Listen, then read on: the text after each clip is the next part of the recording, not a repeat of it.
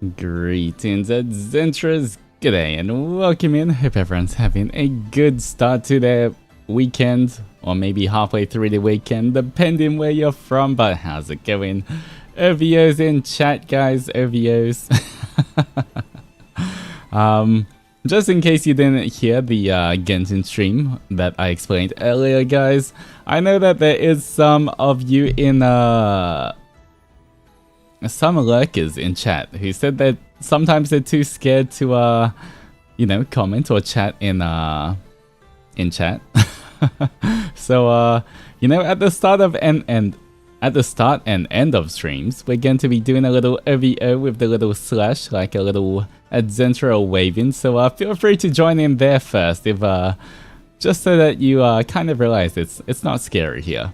But just you know, if you want to join in anytime, feel free to type that little face in chat as well. It's super cute, super adorable. Not at all intimidating, but welcome in, guys. Welcome in. Okay, what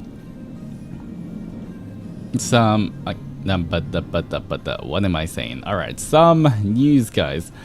Today, unfortunately, I don't think I can do the art appreciation that I was going to do. I was going to pretty much go through all of our art tag and you know, just leave some comments and like talk about like all of the art, but I may have to postpone that again until further on, just because I kind of realized as well that some of the art I might, not because it's NSFW or anything, but some of the art I may not be able to show on stream for other reasons. So I have to just confirm everything with the Dark Overlords as well, just to be safe. You know, we do want to comply with all of YouTube's policies and everything, so we can get monetization and all of that. But so today, I think we're just going to go through more of the marshmallows as well that we were going through before. I think that...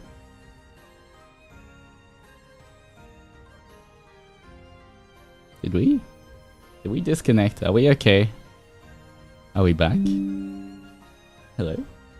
Respond. Are we okay, guys? Maybe? OVO's in chat if you can hear me. OVO's in chat. Are we back? We're back? Okay, everyone's saying we're back, I think. Yes, we're back, I'm seeing a lot of... Okay, lagging a little bit. Oh, a bit laggy, but we're back. It's glitching for me, but mostly fine. Okay, I hope that's okay. Is the sound a bit weird? Does it sound okay? It's lagging. Oh. Huh.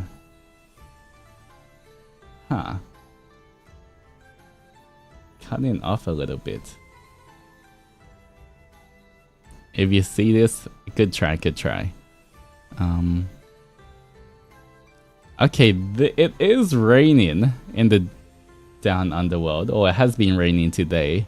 That might be kind of why. I mean, checking on my OBS itself, there's no drop frames and the bitrate seems okay. Alright, sound is fine. Okay, maybe it's getting better. Alright. Let me try this, guys. 1 second. Hold on 1 second.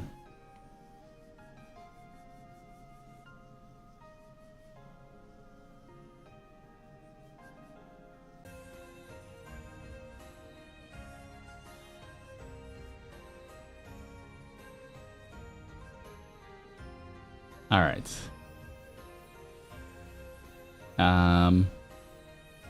Let me know if it's back, if that changed anything or not. Hopefully it's better now, maybe. Now okay? It's better? We back? It sounds better? Okay, there we go. I think it's better. Perfect. Okay. Okay, thank God. That would have been, yeah, I was like, oh, I'm not sure if we can do a whole Zatsu if I'm crunchy and skipping. Alright. So we will go through the marshmallows, guys. The marshmallows that we were doing before. You know, there's still a lot of questions for the marshmallows that we had, so we'll be going through them today. But I would definitely figure out how to do an art appreciation stream sometime in the future, because I won't give up on that. I'll just have to see, you know, which ones I can include on YouTube and which ones I can't. Because I guess for the ones I can't include on YouTube, I can still just, you know, like, retweet, comment on it on Twitter itself. So, you know, I can still show appreciation there. It's just, you know, to be on the safe side of everything. We want to, you know, be safe. Alright. Anyway, yeah. Today is going to be... I was looking at my schedule once again for next week, and yeah, I think it's only gonna be 2 streams. I think only 2 streams on my channel. Well, then we still might have up to like 5 streams next week, but I think on my channel itself, it's only gonna be about 2 streams. But I will still be on other people's channels. You know, I am, you know, doing some collabs. Like I have a collab with Melon. 11 streams to 2 streams. I mean, you know, I'll still be on a stream. It just might not be mine. We're totally not gonna miss you or anything. Ah, okay, that's good. That would be, I would feel bad if you missed me. I'm glad you don't. But next week, guys, we will have yeah, I'm doing 2 collabs with Melon actually next week, so it should be a lot of fun. Monday is on my channel, Wednesday is on Melon's channel. So yeah, I will see if I can do, I think on Thursday I will try to do either a Zatsu or a Minecraft stream. One of the 2. We will see. But that should be... Yeah, I'll try at least do that as well. Yeah, it's gonna be a big jump. Even for me, I'm like, oh, that is a big jump. But then, you know, I do have a few things I need to finish off. There's a few projects and a few things I need to do. So unfortunately, yeah, I won't be able to stream as much as I want to. I really do want to stream a lot, but you know, I'm sure, you know, it'll be worth it in the end. I think, yeah, I think it should be worth it, hopefully. It's okay, just relax as much as you can coming week. I mean, I'll still be working on stuff. It's not like, you know, I'm just taking a break already. For me, I'm totally fine. I definitely want to stream as much as I can. But it's not like because I've been, you know, it's not because I need a break or anything. So don't worry, I'm just working on stuff and doing a few things. That's why. Just keep the mental health healthy, okay. It's not like we'll miss you or anything. Wow. Wow. I didn't know that the Zentras, I mean, I kind of knew that all the Zentras are kind of soon, but it's okay. Alright. Since I'm only streaming like 2 times next week, I'll miss you too, guys, okay? I will miss your cute little faces. Okay? We are not soon. We never said we'll miss you. Sure. I can read the expression on your face.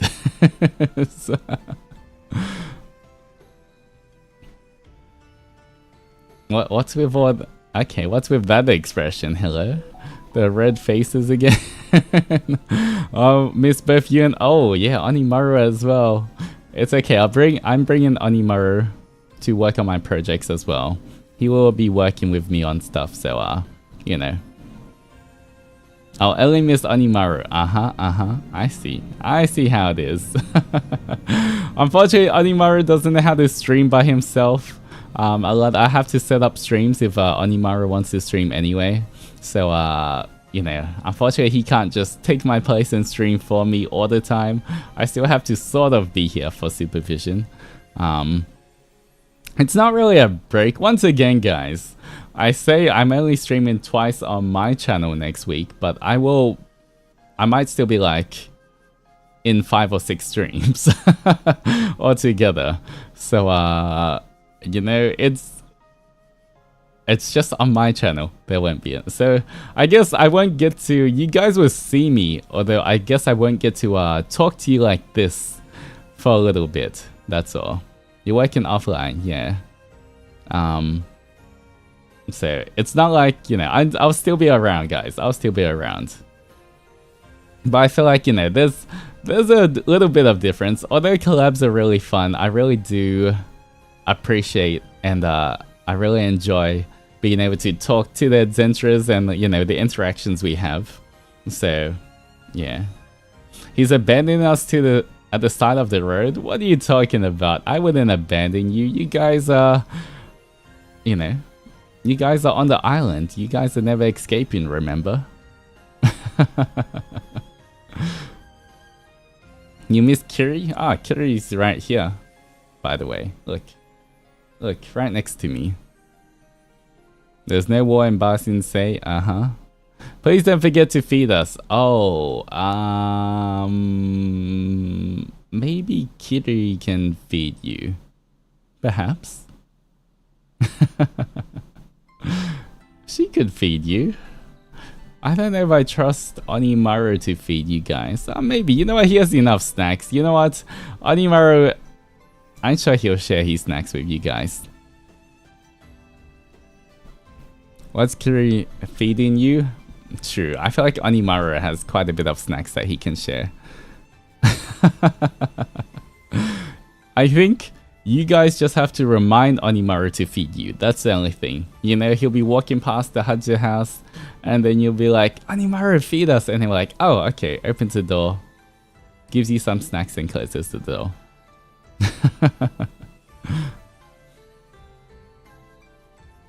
Wait, just eating crumbs? I mean, Onimaru picks out some pretty nice snacks, you know. He likes onigiri.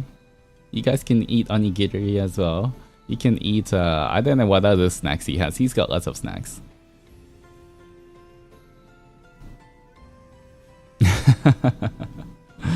It's okay. You guys will be okay, right? I feel like you guys will be okay. Would he actually share? Of course. He always shares. He loves these snacks, but he's always willing to share. He's a very generous little boy. Would Onimaru sacrifice his snacks? I'm pretty sure he would. I mean, he was willing to share with Ryza as well. I think he'll share with the adventurers.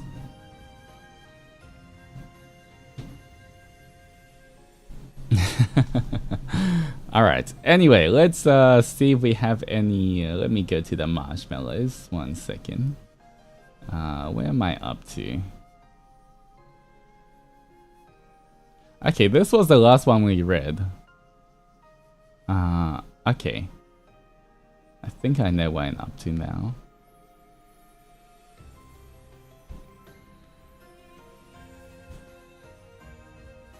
Please don't eat Modmarus. I mean... I mean, have you seen your names? There's Tamago, there's Taco, there's Ebi. Nom nom. Alright, let's see. What is this?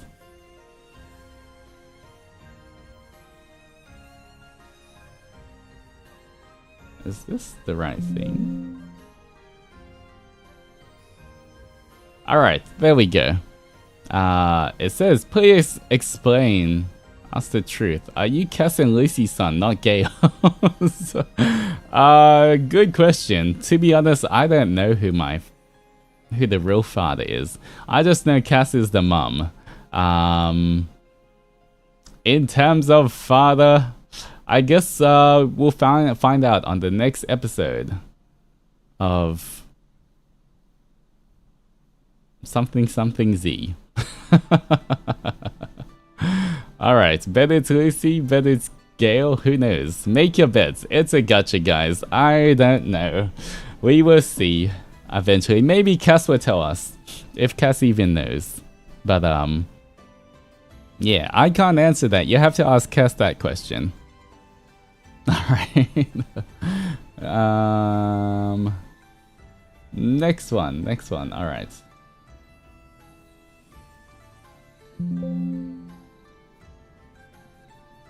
Here we go. Okay. DNA test. Alright. I guess you can try to do a DNA test. I don't know if it works for supernatural beings though. No, you're late. It's okay. We just getting started. You know, I haven't really answered the Marshmallow yet. So it's okay. Supernatural DNA test then. True. I don't know how that works, but I'm sure there might be a way. Or you can just ask Cass one day. Alright, let's see. Hi Altus, congratulations on your debut and being 1 week old as Ravenous. I wanted to ask, what motivated you to pursue art? Was it an innate talent that naturally blossomed? Or was it something you honed through dedication and skill building? Lastly, what advice would you give to aspiring artists who feel stuck or overwhelmed when trying to start their artistic journey? I think I answered something like this last time. Something similar. But I'll just quickly recap it anyway. In terms of my art journey, it definitely wasn't talent. I've just been drawing for so long. Pretty much, you know, I guess you could say almost 9,000 years, my whole life. Ever since I was a tiny little Oni, I've just been drawing. And so, you know, I wasn't great, but at the same time, it didn't matter back then. And so, I've just been drawing, and slowly I just got better and better. But it has been a very long time. Even in the crystal. I mean, there wasn't much else to do in the crystal. I didn't really have pen and paper or like an ink brush or anything, so I just kind of drew in my mind. I pretended to draw. But you know what? Any practice is still good practice. You did crunches? Yes, I tried to work out in the crystal. But yeah, I felt like... Can't you just imagine having art supplies? I can imagine having them, doesn't mean I can create them. The crystal's a bit weird, where my Oni sorcery or magic doesn't really work as well as it does, obviously, out of the crystal. Because the crystal is kind of like a separate pocket universe as well. It's a bit weird. The laws of the crystal are a bit weird. Maybe I'll show you guys sometime.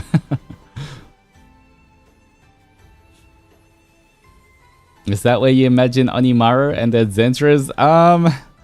That I will say for another day.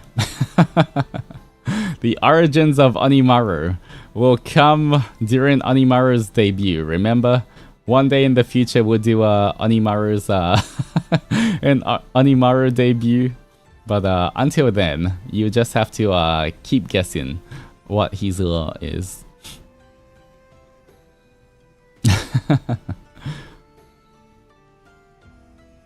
Maybe you're still in the crystal with just your imagination. You know what? I wouldn't be surprised. Maybe this is all just this is still all a dream. Alright, let's see. Lastly, what advice would you give to aspiring artists who feel stuck or overwhelmed? I gave this advice last time, so I won't repeat myself too much, but a lot of times as well, just know that you're going to, like any kind of skill, art is a process. There's rarely anything such as like people just born with an innate talent for art. Most of the people you see who can draw really well already have some form of, you know, training, or they've been doing it for a long time, or they've had similar transferable skills. Yeah, so just enjoy the process. Start with things that are cute and small and easy. Like, honestly, I would recommend if someone was gonna start, especially if they're into, you know, maybe not so much like a traditional artist in terms of like if they want to draw realistic portraits, but in terms of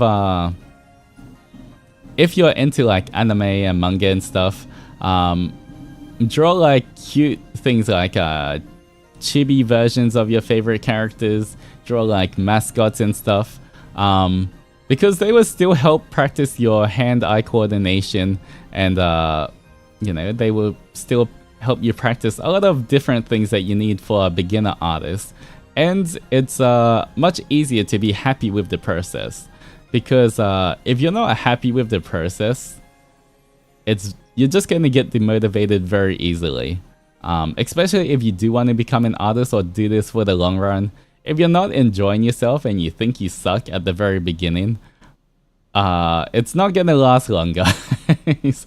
But if you're enjoying yourself, you know, you draw Onimaru, or you draw like some kind of chibi of your favorite character, and even if it's not great, it still looks cute, that can give you the motivation to keep going. So yeah, don't stress and don't rush, I guess. I took a long time to draw a flower. That's totally fine as well. I mean, it depends on what you practice, you know. There's a lot of things that I feel like, on the top of my head, I can't draw well, but give me like 1 or 2 months and I'll be able to draw it, if I practice it enough. You know, everything just comes down to, in art, just kind of comes down to being able to observe it and draw it with your hand-eye coordination. But I will definitely get into that in the future, guys. I will be doing art classes in the future, which should be a lot of fun, especially for beginner artists. This will be definitely aimed for people who want to start getting into art. So yeah, just wait a couple of weeks, guys, and then you guys can follow along and draw along with me as I teach you guys. All right.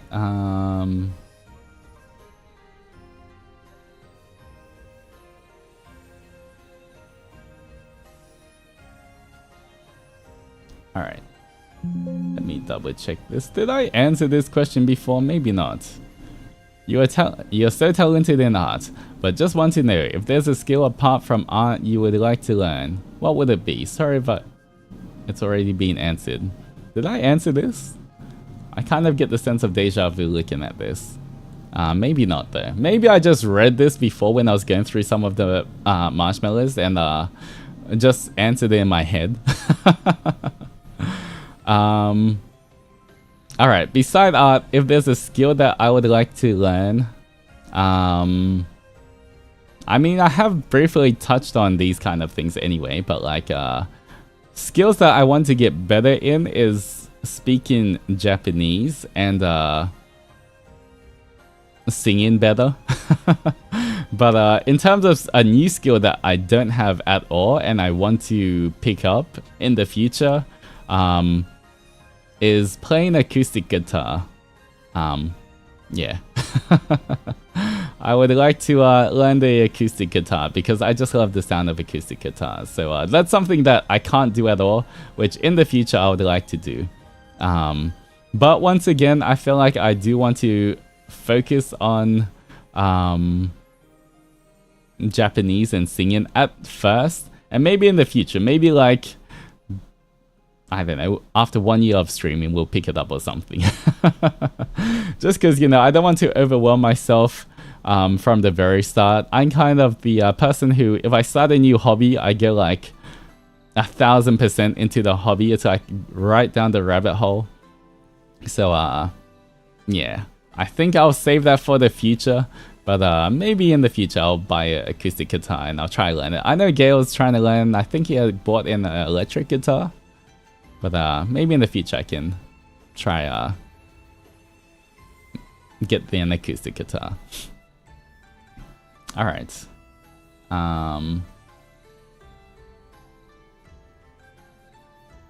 Next question. Here we go. Who is your favorite One Piece character? Ooh, this is a tough one. Who is my favorite One Piece character? I would say... I mean, I feel like I have a few that kind of... I have a top 3, but I can't place them in any order particularly. I love Luffy. I feel like just, you know, in general, like, I love Luffy, Ace, and Zoro. Those are my top 3. I don't know what order they are in, but those are my top 3. And then after that, it's all of the other Straw Hats. Like, I love the whole Straw Hat crew as well, but I feel like Luffy, Ace, and Zoro are just like my favorites.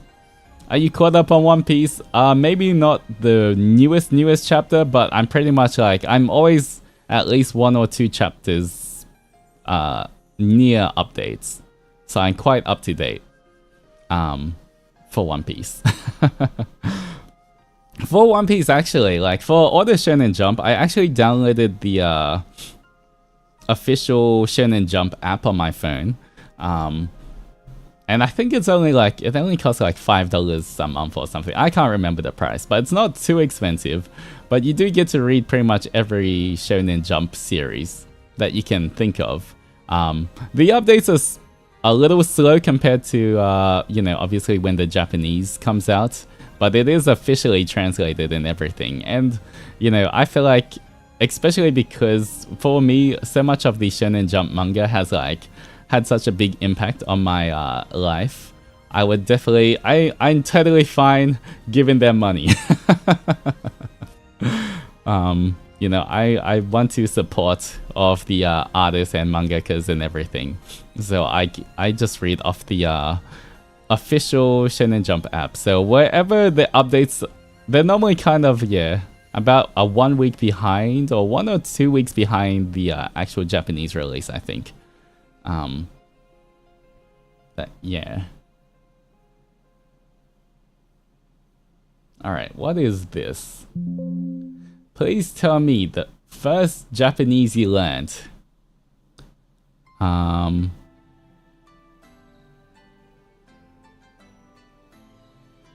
The first Japanese I learned.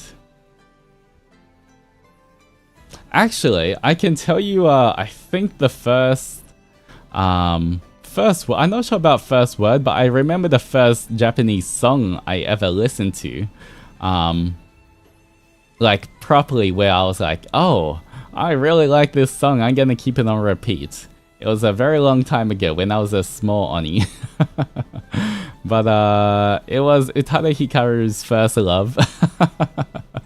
I feel like that was one of my introduction to Japanese songs. And I feel like, especially in the past, a lot of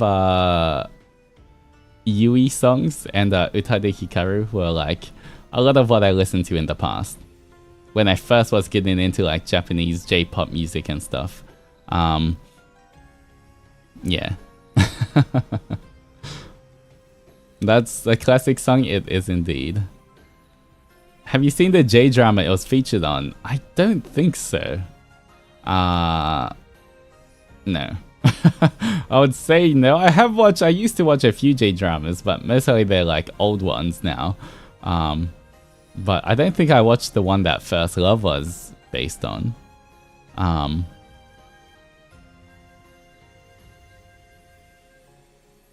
One Piece is the only anime that I got my dad to watch with me because he's Italian, found the dub one and asked me if it was a good show. I see. Did you ever listen to Boa? Oh my god, yes I did. That's a big throwback. I loved Boa. Oh, I feel like I listened to her for like so long as well. Even when I wasn't a tiny Oni anymore. I was still listening to her. Yeah, that is definitely a big throwback as well. Mm-hmm.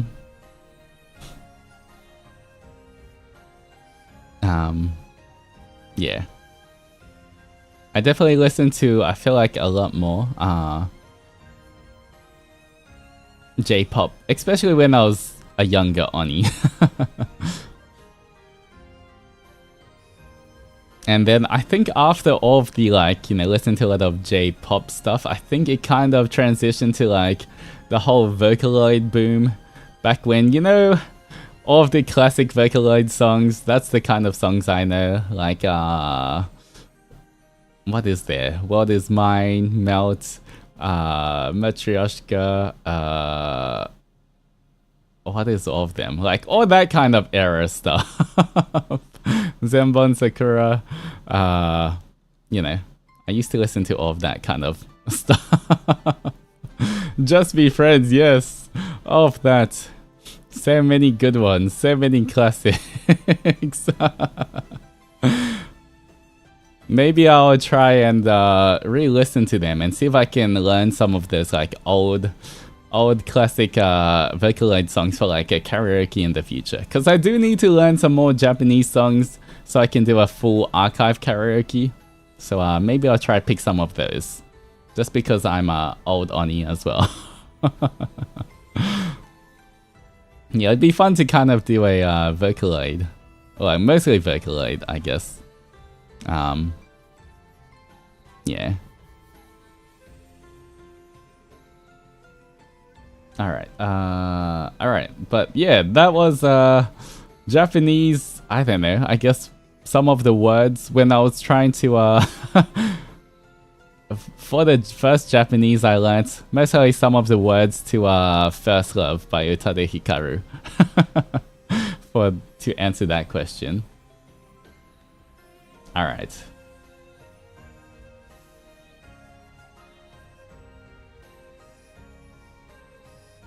Here we go. Next question. Alright, in your lore, is there any resolution with the Red Oni? Is he still alive? Will you go looking for him? This one, I cannot answer you. All I can tell you is I've got so much stuff that I haven't shared with you, based on my lore. There's so much stuff. But, you know, I want to plan it out properly and try portray them or show them, present them to you in mediums that like do them justice as well, without just telling you straight up what happens. But yes, I am very, very into lore, as you might see over the coming weeks. You know, I just want to slowly work on projects that kind of, you know, make it a little bit more meaningful as well. But definitely all of the lore stuff like infra of my past, I would definitely touch on that again, alright? The debut video isn't the only time you will see that. So don't worry guys, don't worry. There's lots of stuff I'm cooking for that. Alright.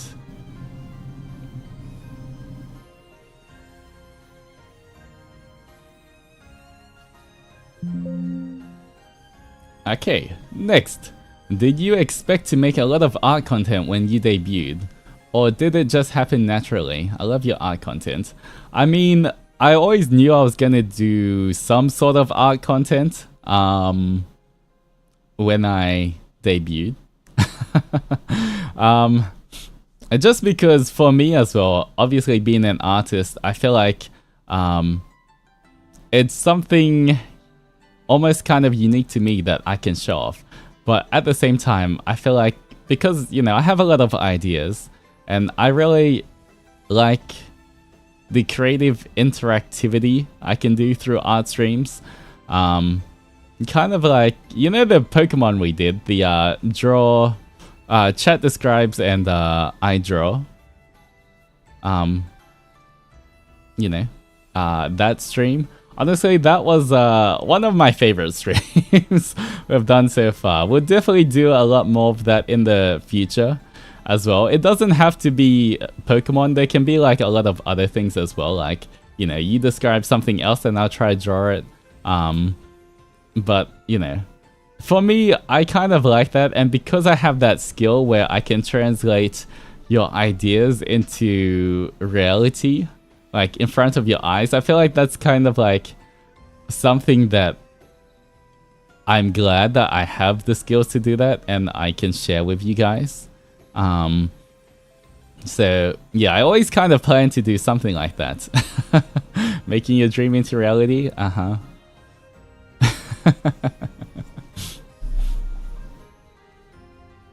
I just realized Altus sounds like artist. Was that on purpose? I mean, you know, it's there's a few reasons why I like that name.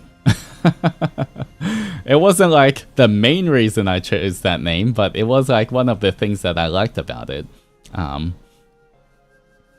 Alright. But yeah, definitely, you know, for my streaming content, I do like stuff that, I don't know, just me in general. I like being creative. I like creating things, but I have found, especially, you know, with the streams we've already had together, instead of me creating everything by myself, it's so much more fun, and I feel like it actually turns out better if we create together as a kind of community or group. So, yeah, expect a lot more in the future, guys. We'll create emotes together, we'll create different alerts together, we'll create lots of different things. Some D&D stuff like I was talking about. Yeah. So, yeah. Lots of, yeah, I like, for me, I really like that interactive community kind of streams. A taller, bigger adventurer. That's just 3 adventurers in a trench coat, alright? Alright, anyway, next one. Alright.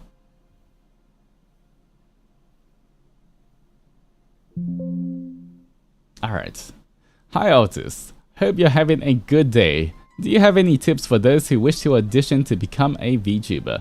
Is there anything in specific to talk about when auditioning? For this one, I feel like I won't go too into this because I feel like if you want to see a lot of good tips and tricks and stuff, I guess I know Avalem. Most of Avalem did have already done streams on this topic, in terms of, like, you know, for VTuber auditions and everything, especially like when Gen 2 auditions were first announced. They did touch on it, and they do have videos available for you guys to watch. But for me, I would say it depends. Once again, do your research. Figure out which company that you, if like, you know, if you're going for a certain company, figure out and do your research on it, you know? Look at what kind of people are already in the company. Figure out if those are the people you want to work with.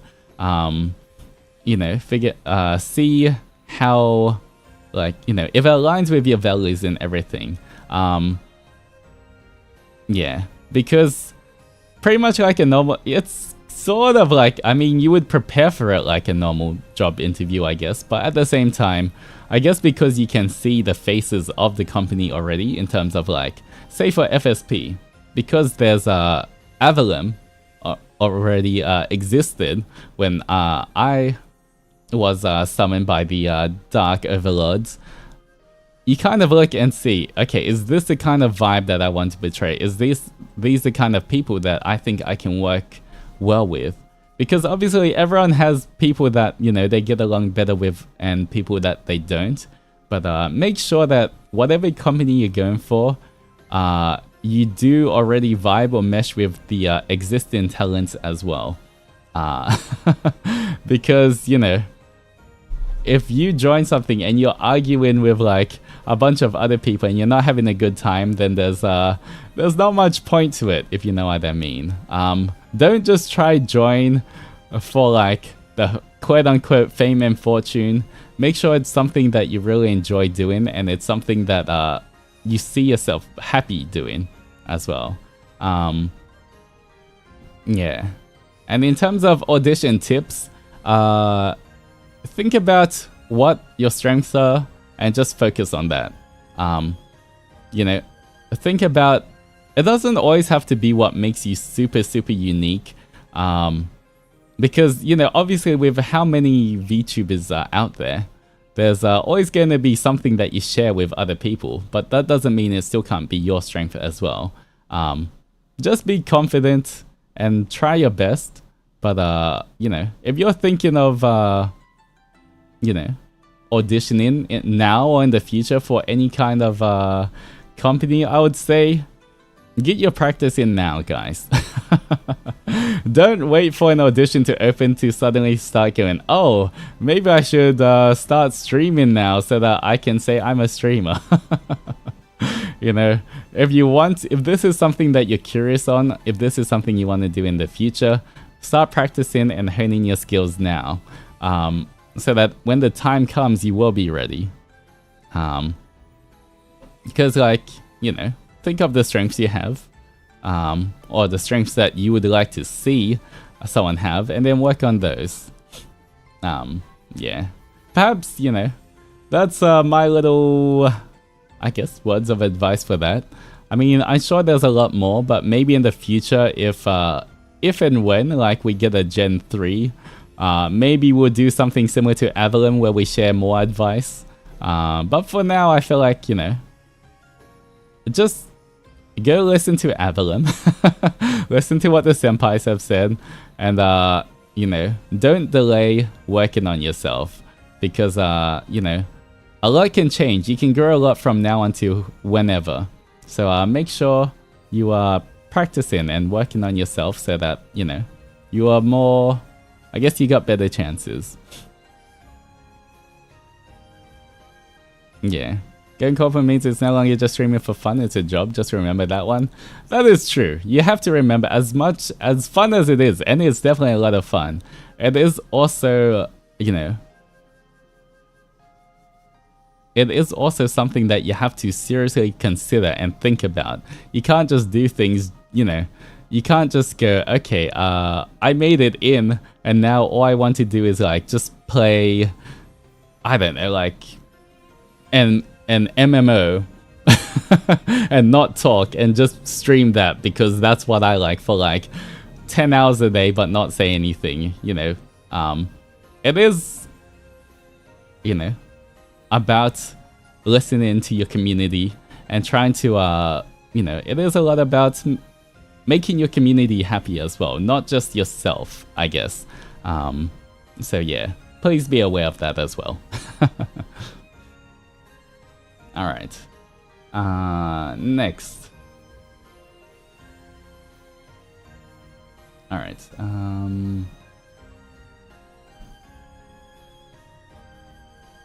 Alright, let's go here. Let's go here. Alright, next one. Hello, Altus. Watching your art streams has made me really inspired and motivated to be creative myself. Any advice on how to overcome perfectionism and not dwell too much on the tiniest details? Thank you. Okay, this is a hard one because I feel like most artists, just by them being artists, are perfectionists. Definitely, I feel this as well.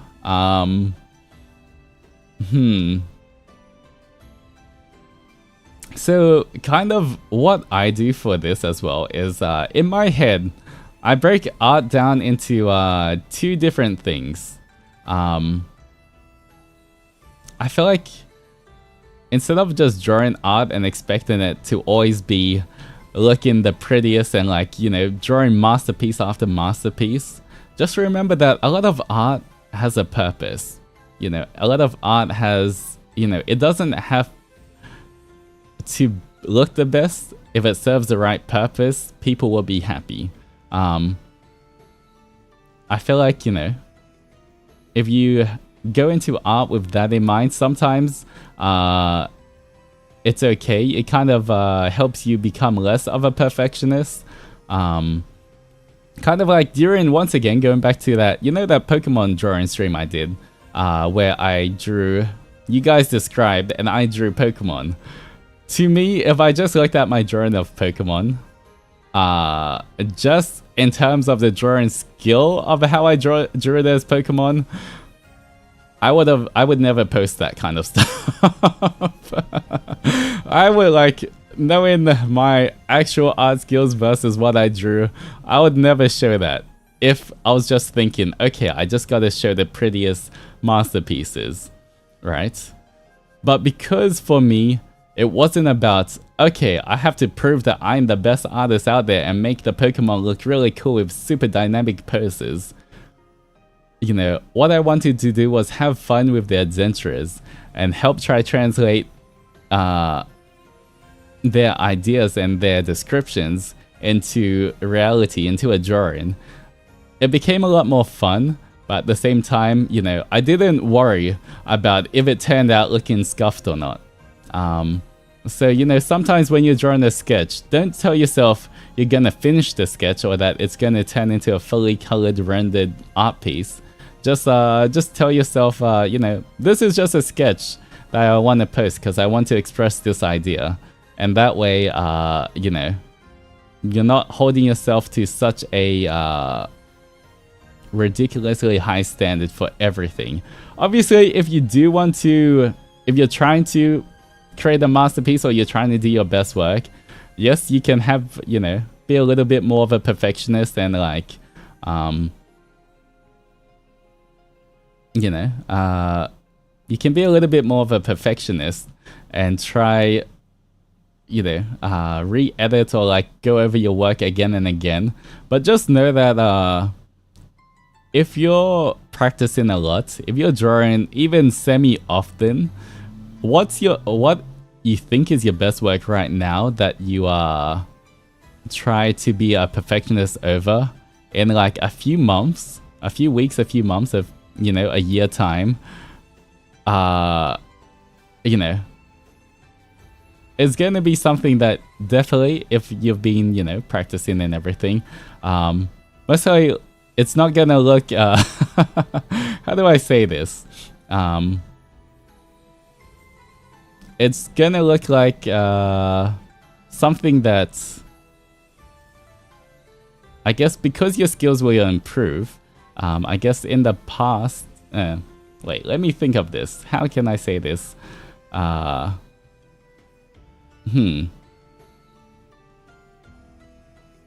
Like all the little details that you struggle on right now are gonna be easier later on. So don't worry if you can't get it right straight away. I guess what I'm trying to say. Because, you know, people like, okay, right now they're trying to draw a masterpiece, but they can't, you know, figure out how to draw the hair properly, and then they obsess over it, like, you know, being a perfectionist. But just realize that if you keep practicing and getting better, then in the future, it'll become a lot easier. So you don't have to worry if right now you're struggling with your art skills. As long as you keep improving, then you don't have to worry that, you know, just post it or whatever. But, you know, it'll also kind of serve as motivation on how much you've grown. Drawing hair is sorcery. Yeah, there's a lot of things that people can struggle on, I guess. You definitely notice your flaws on your old artworks when you improve, and you can work on that afterwards. Yep, that is definitely something as well. I agree. Alright.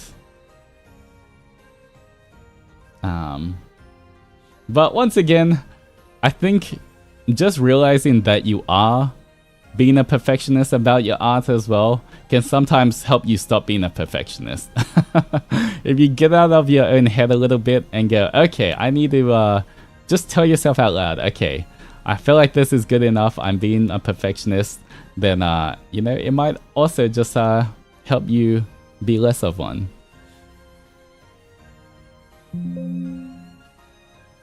Alright, hands are your nemesis. I will do a tutorial on hands in the future. I feel like I've kind of gotten a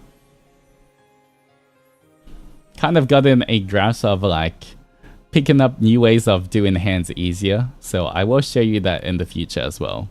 Because I definitely know hands are always definitely one of the hardest things to draw, just because, not just because they're hard to draw in general, but also because hands are the thing you most probably see in the most different poses compared to anything else on the human body. Because hands, you know, the position of hands really can like dictate how the artwork looks like. So yeah. But I have found a few ways to make it a little easier, which I will show you guys in the future. I take pics of my own hands and constantly reference them. That's always good. I mean, a lot of times as well when I'm drawing, I have a mirror kind of close by as well. I'll just kind of like look in the mirror for like different poses or different angles or how to draw this or that when I'm drawing. So it's always good to have, you know, make sure you reference a lot, you know, make sure that if you're struggling on something, reference is always good. Yeah, male body is so hard for me, but female is okay. Okay, in terms of male and female, I mean, this isn't exactly male or female. The reason I know that a lot of people struggle more on male characters than female is not because of exactly male or female. It's more, if you think about the traditional, like if you saw an anime male versus an anime female, the thing is, because anime males tend to have like, you know, be ripped or have more muscle, it just means that there's more detail to them, and obviously more detail makes it harder, which is most of the reason why I think some people struggle. There is of course different forms that you can think of, and you definitely have to have a better understanding of muscles if you draw the typical anime male. Yeah. But once again, those are all things that can be quite easily learnt as well. Yeah. I'm weird. I went from drawing only women to drawing mostly men, and now I struggle with women. I mean, I feel like, personally, I feel like I can draw both quite well. Although recently, I feel like definitely for the past few years, I've been drawing a lot more male characters than female. But, you know, I'm still pretty sure I could draw a female quite well. But I think, you know, for the most part, I draw definitely a lot more males than females. Alright.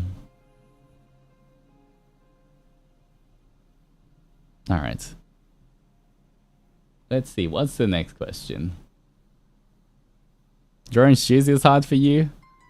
They always end up with heels? I mean, you know, in the future, I guess as well, same with the art classes, I might do things where I have you guys submit art questions that you guys struggle on, and then I can base some of the art classes based on your questions directly about art. We'll definitely do that in the future, so I can hopefully see what a lot of people are asking, and then I can directly kind of show you how to draw or fix those kind of things. But once again, that will come in the future sometime. You know, hopefully not too far. I still, you know, I do want to start a lot of those things soon. But it's just, you know, getting into the hang of everything, and then slowly making some fun series that we can do. Because I do kind of want to do like monthly series of a bunch of different things. You know, which would be a lot of fun. Like I think for art lessons as well, it's going to be a monthly thing. Because, you know, I'll do one art class and then give you guys all like a month to like listen to it, draw, try, improve, practice, and then, you know, I can give during that month, even though I might not do another art class, I could do like a art critique or art correction class of the first class, if you know what I mean. Stuff like that.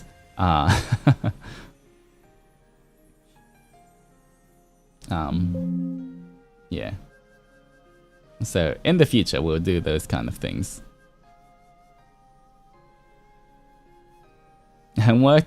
I mean, you know, it's homework if you want to do it. It's more the fun kind of homework, but just depends on if you guys want to, for those of you who are artists who want to improve. Of course, sometimes it might just be interesting, even if you're not interested in doing art, just to understand the basics as well. But, yeah. Hair is pretty difficult to draw, especially curly hair. Yeah, there's definitely techniques to draw different kind of things. Like, say, looking at my model right now, the feathers on my shoulders, I would assume a lot of people would struggle to draw something like that with how detailed or complicated they look. But I feel like looking at it, I can already figure out or think of a tutorial how to break it down and make it much more easy or easier to manage. But yeah, I would try to do those kind of things in the future, guys. Once again though, I'm just letting you know, when I do art classes in the future, by no means is what I say correct.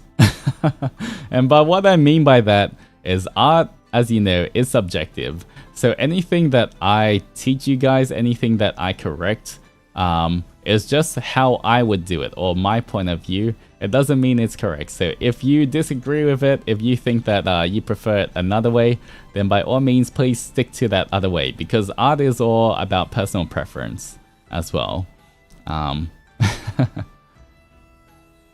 Alright, next question. What's your ideal day off?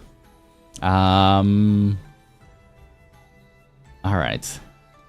What's your ideal day off?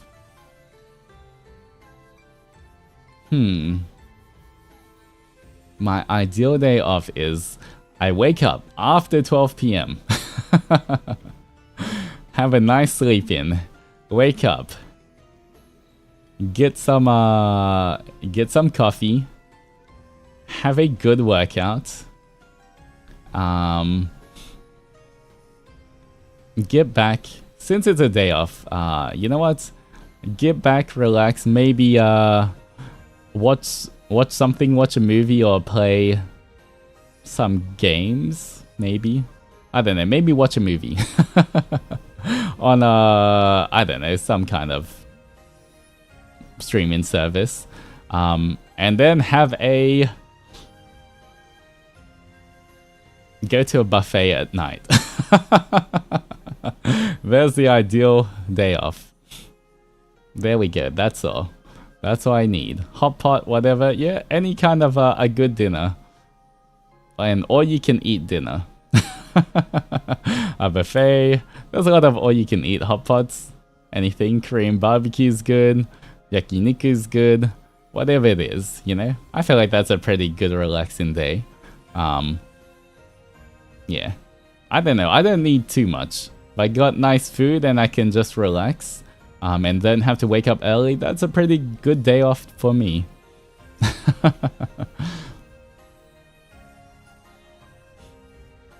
Rest and relaxation? Alright. Next one.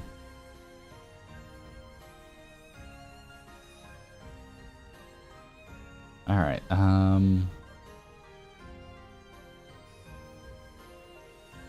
okay, here we go. This is a new question. Okay, here we go. It is, how are you so calm? It's so funny seeing you calm while others, especially not your range. How am I so calm? Oh, is it laggy again?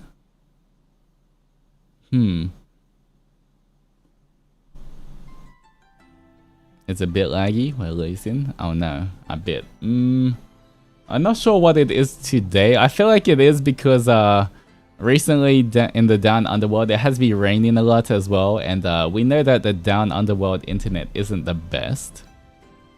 But yeah, the weather is always you know, it goes super hot and then rainy, then super hot then rainy. The Aussie Wi. I don't use Wi-Fi though. I do use a Ethernet cable. So it's not. It's more just the internet in general, not the Wi-Fi. Because I'm not using Wi-Fi, guys. I am definitely streaming using an Ethernet cable. Alright, it's okay now? Okay, just let me know when it does get a bit choppy, and I will try slow it down and try and make sure you guys can hear me. Alright, so 1, how are you so calm? It's so funny seeing you calm while others, especially now, you rage. And 2, do you like alcoholic drinks? If so, what's your favorite? Okay, so for number 1, I feel like, I don't know. How am I so calm? I've done a lot of, I guess because, once again, I have touched on this before. Zen is in my name, definitely. But back before I got sealed for 1,000 years, I guess even, you know, I used to help. I studied to help people, demons, other yokai, you know, with their mental stats, not just physical stats. So for me, I don't know. I feel like I can process a lot of information or emotions and things quite well, or know how to at least process them as well. Have you never had issues with raging like before? I mean, not like extreme issues. Maybe when I was a young Oni, I would get angry like everyone else. I would mold like everyone else. But I'm gonna be honest, guys. Like, for the most part, I'm just happy to be here. You know, I don't know.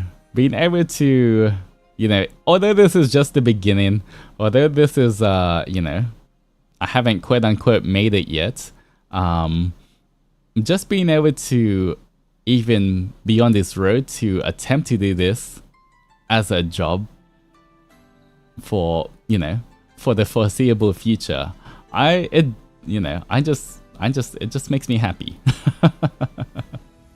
I really enjoy streaming. I really enjoy interacting with the community, talking to the adventurers.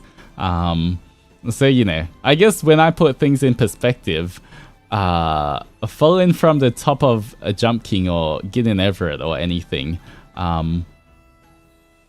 it just means I spend more time with you guys.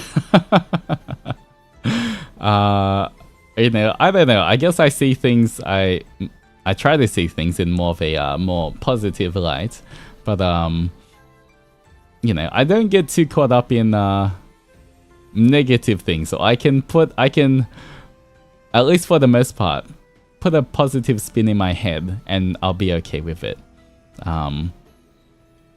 He don't mold, but he loves making us mold. I don't know what you're talking about.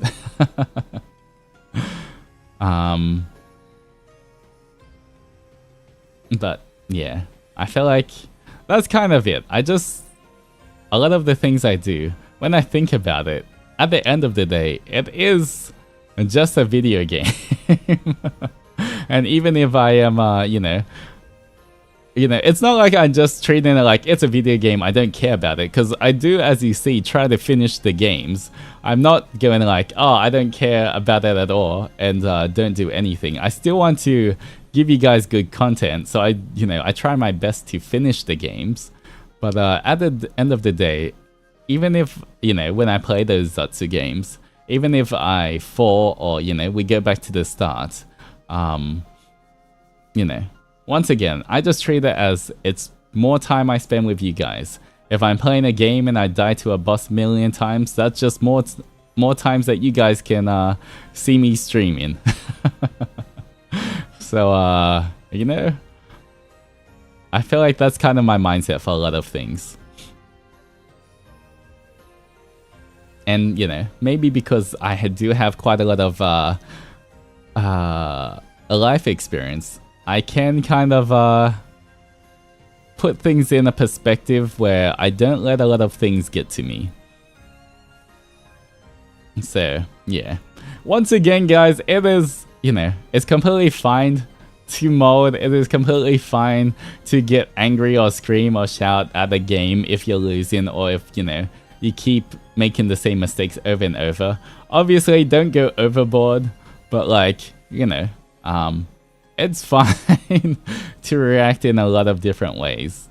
There's nothing wrong with people molding or like screaming, as long as, once again, they're still sort of in control and they're not, you know, saying anything or doing anything too bad. Alright, do you like alcoholic drinks? And if so, what's your favorite? Okay, so for me, my favorite alcoholic drink.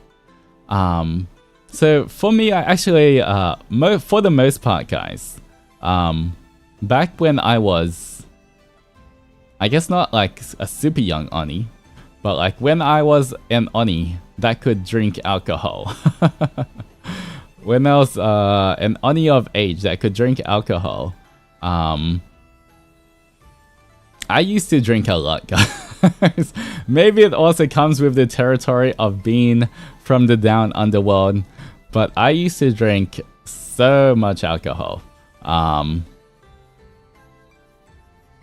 But at the same time, I never like I never really got like, I never passed out. I never got blackout drunk.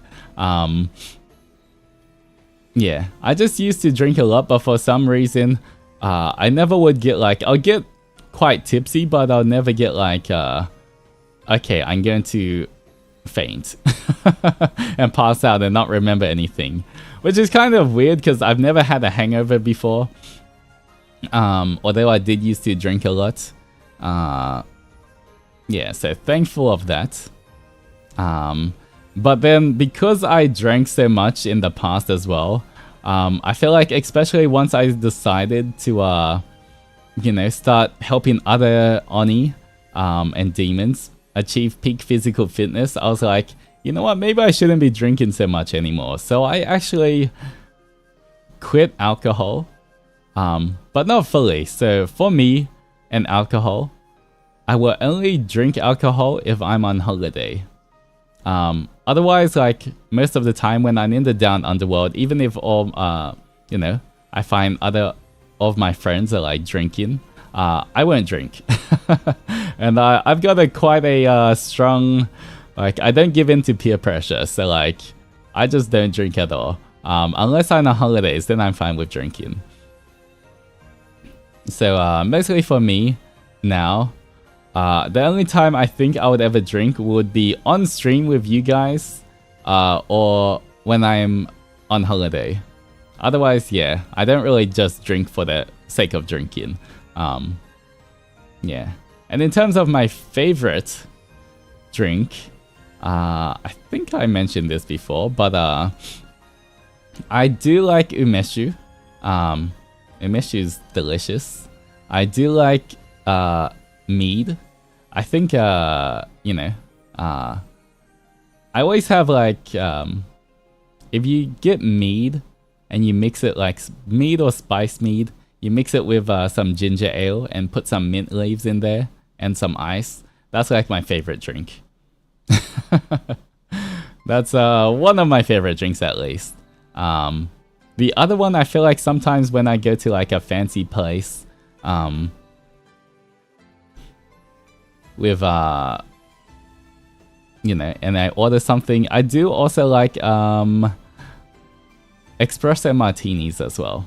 That would be my other favorite drink. I guess those are my top three: umeshu, espresso martinis, and mead. M-E-A-D. It's like, for those of you who don't know what mead is, it's kind of like wine, but you know how wine's made from grapes? Mead is made from honey. I think it's like, yeah, made from honey. So it's like honey wine. Yeah, you guys should try it. Of course, if you're of age and you can drink.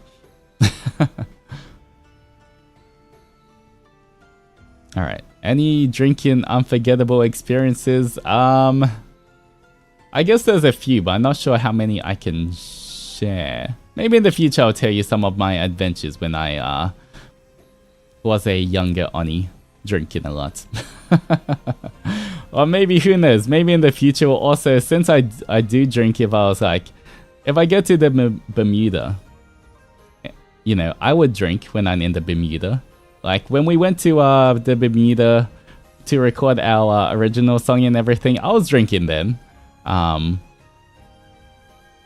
What percentage of is mead? Let me check. Can't remember, to be honest. There's different percentages I know, like, of mead, but it's not super strong. I would assume it's similar to wine. Have you ever heard of osmanthus wine?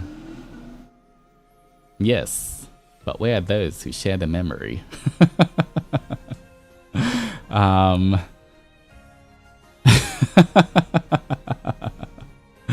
I actually do want to try osmanthus wine one time. I've never tried it before. One day I will try it. I don't know. I don't even know where to find it. I tried searching for it before, trying to find where I can buy it, but I have no idea how to get my hands on osmanthus wine.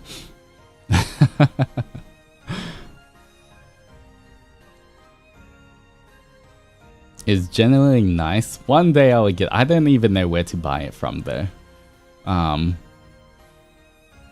Well, he actually low-key sounds like Zhongli.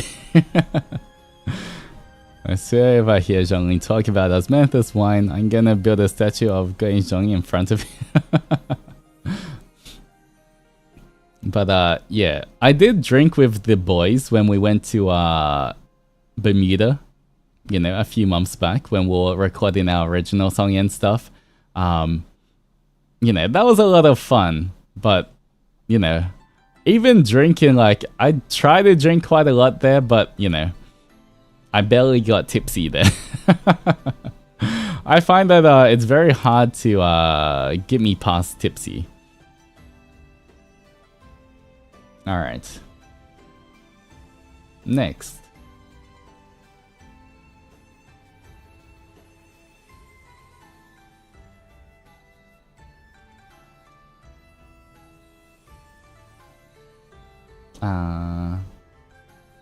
Alright.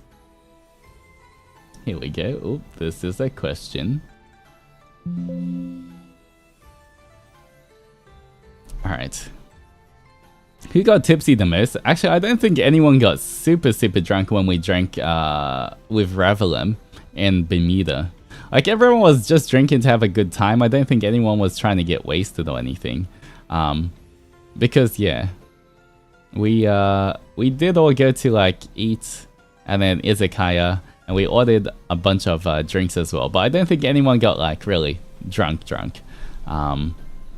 But yeah, who knows? Maybe in the future, especially since we all know each other a lot better now, maybe in the future if perhaps all of the Dark Overlords summon us all at the same time again. If our schedules align, I don't know when, but you know, hopefully next year sometime. Then hopefully we can try to drink a little more and have more fun. But at the same time, I'm definitely one of those people who feel like you don't need alcohol to have a good time. I feel like, you know, I do definitely have a lot of friends who seem to think the only way to have a good time is with alcohol. But I'm definitely on the side of you don't need alcohol to have a good time. Alright. What are your rules when it comes to fanfiction? I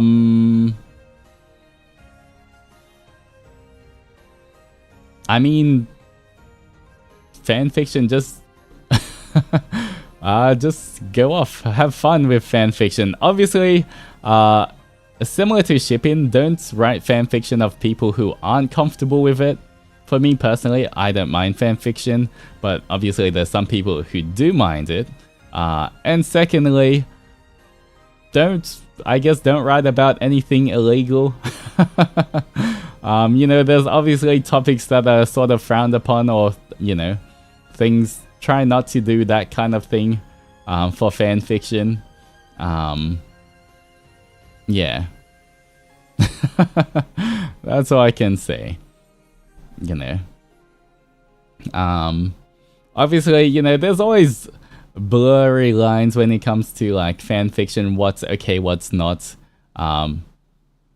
Like in a Mafia AU is fine, but you know, don't make it all about like gruesome gun battles or something. You know, if you know what I mean, like make sure it's tasteful, I guess. Yeah.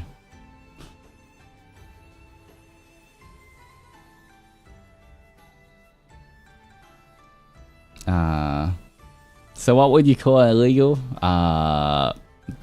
Illegal is things that are not legal, guys. That's all I can say about it. Yeah.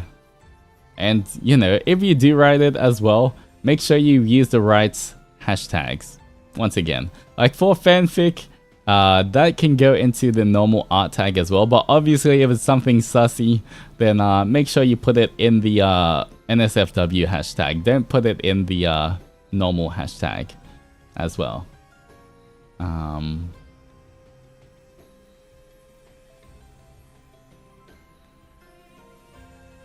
Yeah.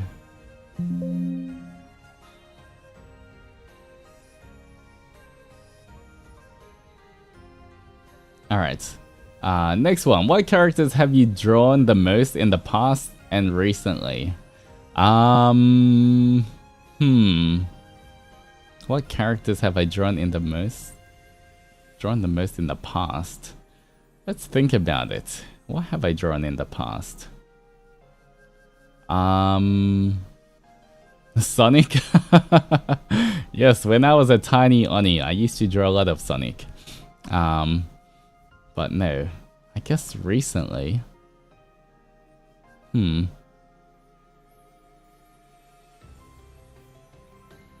What characters?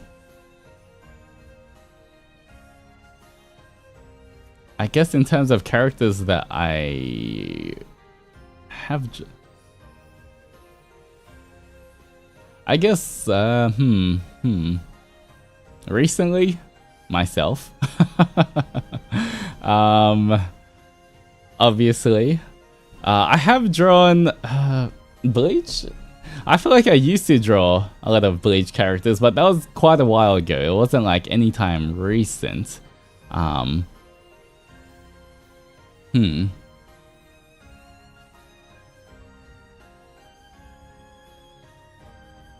Yeah, I guess I have drawn a lot of One Piece characters. I used to draw One Piece quite a lot.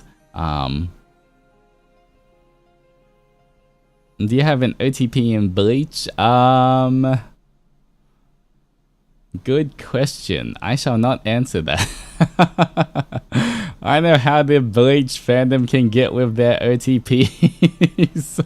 I shall refrain from saying anything for that. Alright. Anyway. What's the last drawing you've made? It's the one I posted on my Twitter. The one of me. That's the last drawing I did, guys. Actually, I guess the last one was me and Nayu kissing. Almost kissing. That art is the last one I drew. Honestly, I really do want to draw a lot more. You know, of myself in the Ravenous Boys and everything. But once again, I am waiting. I'm waiting for reference sheets, guys.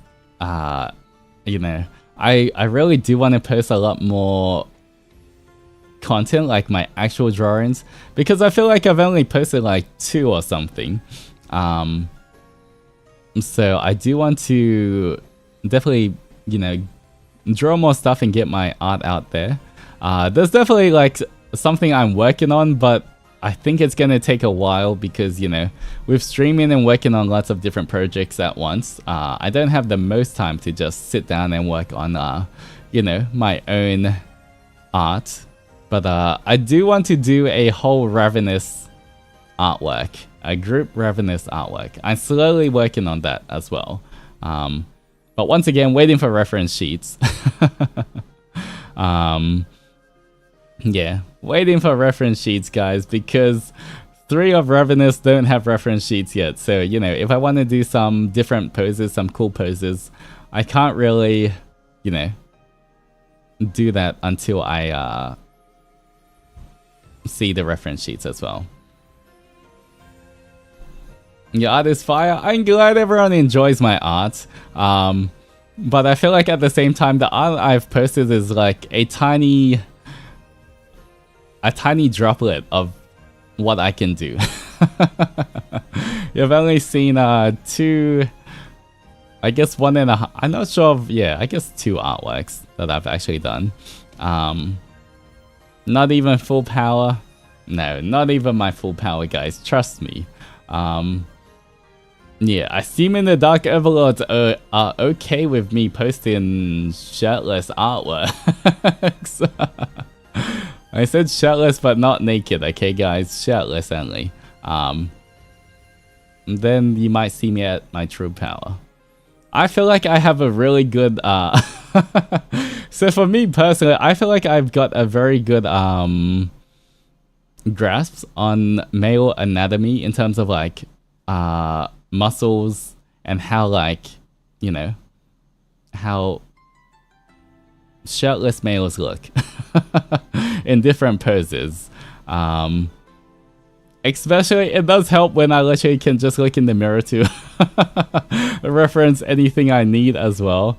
But I feel like it's definitely one of my strong points.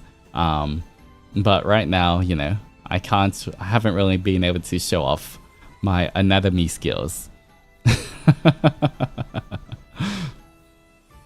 So maybe in the future, guys. In the future, definitely. Once we get the ref sheet and everything. That is also one of the benefits, guys, of working out. One of the benefits of working out and going to the gym so much for the past 10 years is you can be your own reference when you need to draw things. All right.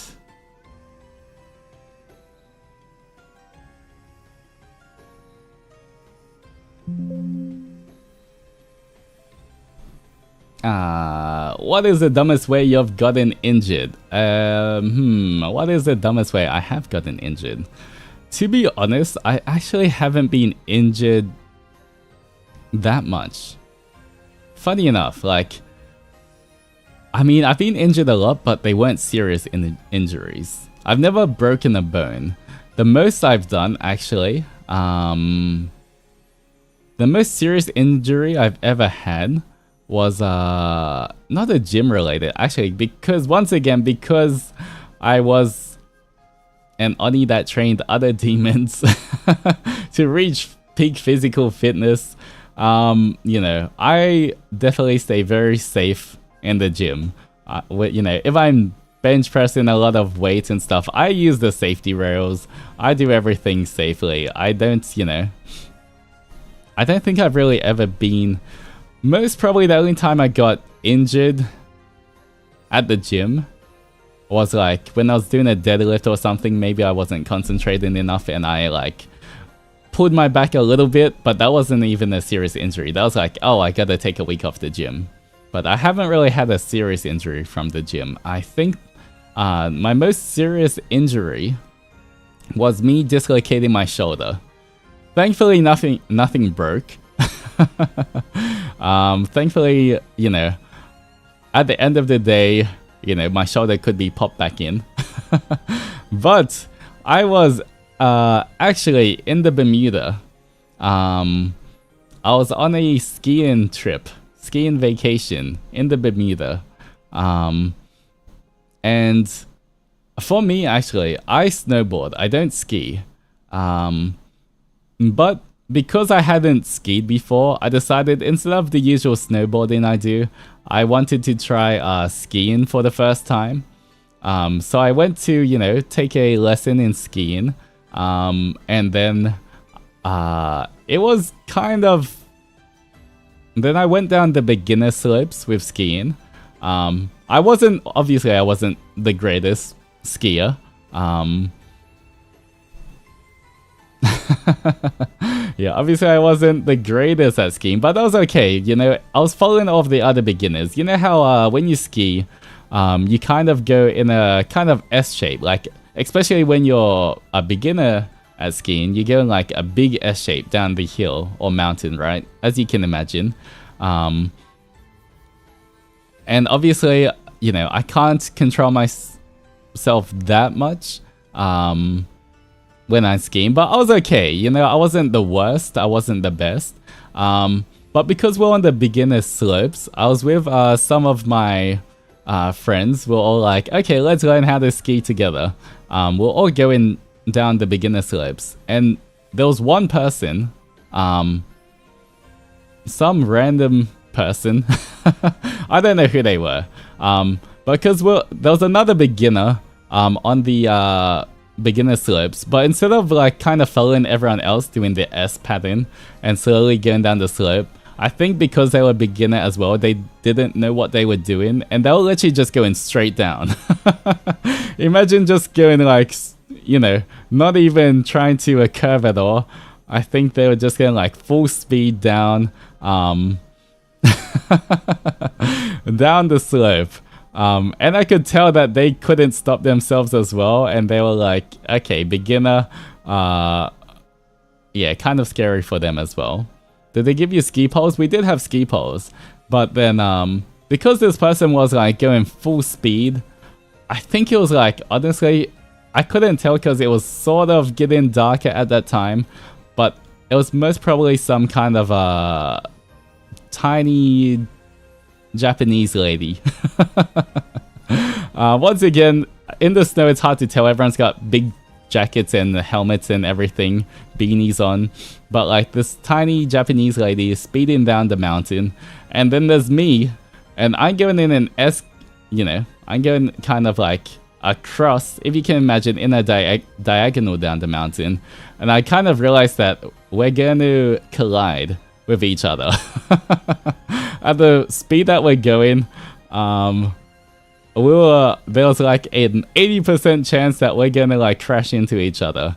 But at the same time, knowing that like me, a quite tall Oni, quite tall, like, you know, fit, muscular Oni versus a tiny Japanese lady, I was like, if I crash into her, she might get like seriously injured. And you don't have too much time to think during these moments. But just so that I didn't just keep going and crash into her, I decided, you know, I tried to just obviously stack it and stop myself. But because, you know, it was like all of a sudden trying to stop immediately, and me being a beginner as well, I can't just, you know, if I was on a snowboard, I can stop in 1 second. But with the skis, it's much harder. And, you know, I wasn't used to it. So I pretty much just forced myself to stack it so I didn't cannon into this tiny lady. And because you know how you got like the skiing poles as well in your hands and everything, I did a big like tumble roll and everything. And then, you know, when I finally caught myself, after like sliding a few meters, I don't know how long I slid, but then I kind of like, you know, sat up and I realized, oh, my shoulder feels out of place, like really far out of place. I was like, oh, I don't think anything is broken because, you know, but at the same time I was like, okay, my shoulder definitely is not in the socket it's meant to be.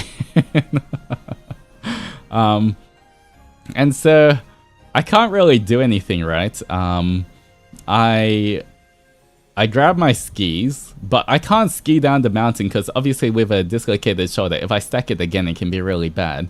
So all I can do is just sit on the slope and just kind of wait for help.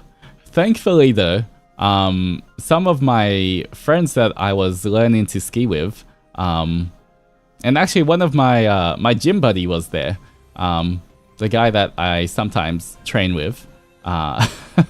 He was there as well, and thankfully he was a bit up the mountain, so he kind of he was a bit slower, so that he actually saw me and I waved him down.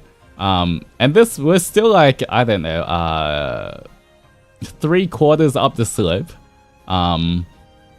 Yeah, and you know, at this time it was kind of nighttime. They did have like a lot of the big lights on the slope, so it was still kind of bright. But you know, I told him, okay, my shoulder is obviously dislocated. Can you go down the mountain, go down the beginner slope, go get someone from the you know, skiing place, resort, to come get me, because I know they had like the snowmobiles and everything. So he goes down, and then I'm just waiting there, because obviously I can't do anything. I'm just waiting there, and then like half an hour passes of me just sitting there by myself in the snow at nighttime. And I'm like, is anyone coming? And then I see my friend again, because he went back up. Seeing that I didn't come down, he went back up and tried to find me. And I was like, oh, no one has come yet. So it's like, okay, he'll go back down and go ask them what happened. And so he went back down. And then I think I wait for another hour. I wait for another hour, and then I come back. And you know, well, my friend comes back, and he said, oh, they said they couldn't find you, so they gave up. And I was like, well, it's not like I'm in the dark. I'm literally just sitting here with my skis and like...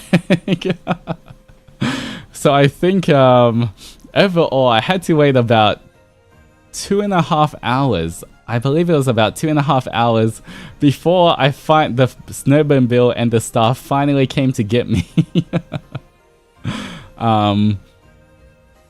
Yeah. And you know, obviously, I'm not sure if anyone's dislocated anything before, but it is very painful when you dislocate something. At the same time, that's kind of when I realized as well, my pain tolerance is really high. Just sitting in the snow for like 2 hours in the freezing cold with a dislocated shoulder, I was like, okay, this hurts, but I can take it. I'm fine. Yeah, and then what happens, the thing is as well, me and my friends, we decided to go skiing on New Year's Day, because, you know, it's New Year's Day, let's celebrate by skiing kind of thing. But because it was New Year's Day in Bermuda, once I finally got down to the resort and then, you know, they got me to the hospital, because it was New Year's Day, there was no doctors working. They had to call in a doctor from to come into the hospital to you know, obviously put my shoulder back in place. So I had to, like, I think overall from the time I dislocated my shoulder to the time they put it back in, it was about 4.5 hours. So it was 4.5 hours of my shoulder just being like, oh, yeah, like, and they had to like take x-rays and everything to see how dislocated it was, and you know, the best angle to pop it back in and everything. And I had a copy of the x-ray, and that was crazy how far my shoulder was like out. Alright, you can't really see where my shoulders are in this model. Okay, you can kind of guess where my shoulders are from this model, right? Kind of like, you know, on the edge. If you look on this side, kind of where those feathers are, kind of where my shoulders are. I would say from the feathers, my shoulder was kind of like close to more where my hair is to the left. I don't know, it was very out of place. But the good thing is nothing was broken. So, you know, they could just, you know, they had this machine and everything and they eventually popped it back in place, but it was very out of place. So, yeah. You know what, maybe in the future, I'm not sure if I can... I had a copy of the X-ray. I'm not sure if I can ever find it again, but if I can find it, maybe I'll ask the Dark Overlords if I can show you that. Because, yeah, that was kind of crazy. Maybe I could definitely draw it, actually. You know what? Maybe a next art stream remind me and I can quickly do a sketch of how far off it was. What did recovery look like? Recovery definitely took a while, though. It took about half a year for me to get my strength back in the gym. So yeah, it took about half a year before I could bench over 100 kilos again. In the gym. I had to go back down to like using just like 20 kilos and I had to go like physio rehab for my shoulder and stuff like that. But at least everything's pretty good now. There's still a little kind of click on my shoulder when I move it in certain things, but it's quite it's okay now. Wait, 100. Yes. My max for, you do 100 for the gym, for when I bench, I do 6 reps of 100 kilos for 5 sets. Or 110 kilos for 5 sets. That's what I'm currently doing. Yeah, 110 kilos for 6 reps for 5 sets. Yeah, I've actually never tried to do a 1 rep max, because to me, I feel like that's kind of a bit too dangerous and I don't really need to know that number. But, you know, in terms of what I do normally, it is 110 kilos, or at least 100 to 110, depending on how I'm feeling. You can bench press a person? I can. You can bench press a lot of us? That is true. You guys would be pretty light.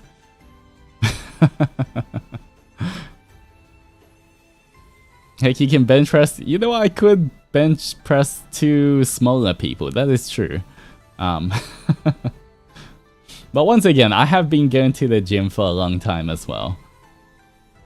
Alright. There we go. That is, I guess, the way I've been injured.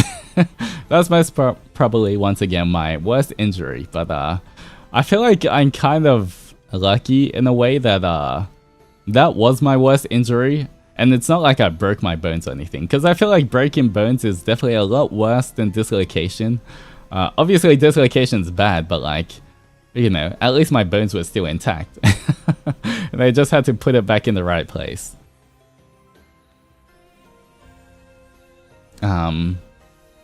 Yeah, alright.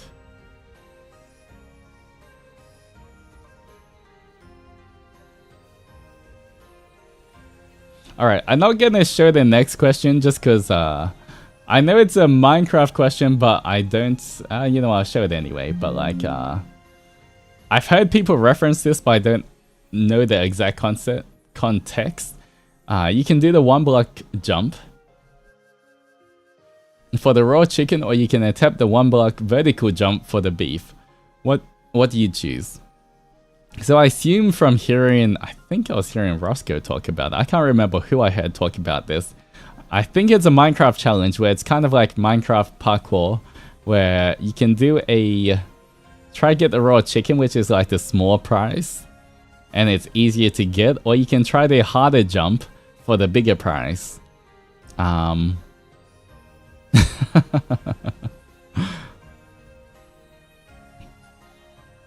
but based on this, I think Parkour Civilization, I think for me, I would definitely go for the beef. Based on that context alone, you know, I would definitely try. You know, I like challenging myself, and once again, you know that if I fail, it's not like it's too bad.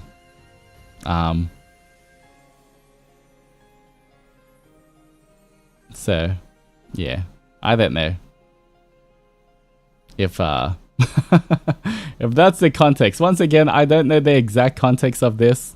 You die if you fail in a game. So you just die in the game, right? I assume.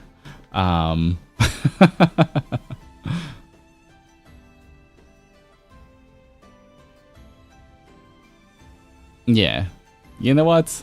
If it's assuming this is talking about a game and, you know, then I would still attempt it. Yeah. Alright. Next question.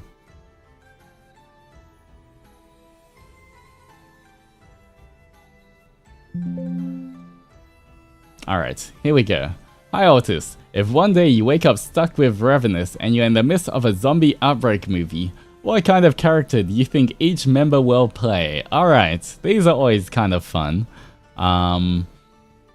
In terms of Ravenous, going in debut order, Melon. Alright, in a... Okay. In a zombie apocalypse. Assuming that he's not... It depends, I guess. Okay, assuming the zombies aren't Roscoe. Assuming that the zombies aren't Roscoe, then what would Melon do?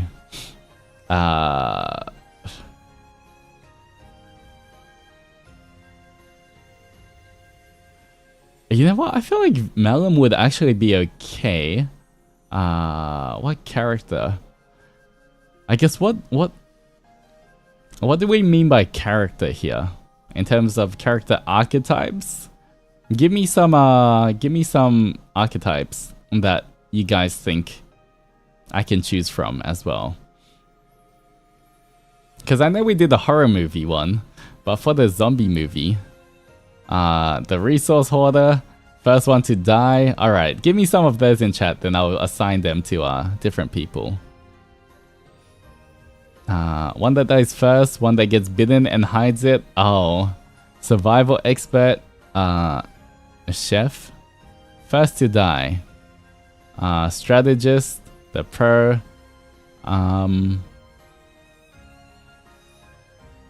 I feel like, honestly, it would be kind of similar to horror movie. You know what we said about the horror movie. But, you know, I feel like in the zombie apocalypse, I would do quite well. Not gonna lie. I love zombie movies. So, you know, I've watched a lot of zombie movies. But I feel like I would do quite well. I'm not sure if I'll make it to the end once again. But I feel like because, you know, I'm quite fit, and, you know, I feel like I'm quite resourceful as well. I feel like I would do quite well. I could fight a bunch of zombies. I would scream the whole time. Yeah, not now you screaming and giving away our position.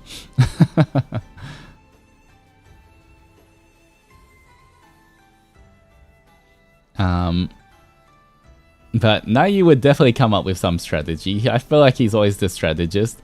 Although I feel like in a zombie movie, much more of us would survive. If it's Ravenous, I feel like more of us would definitely survive than a horror movie.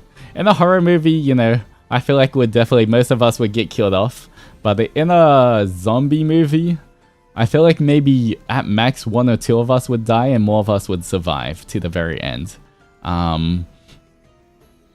Ryza would eat the zombies. I feel like that's one way to become a zombie, depending on what kind of zombies they are.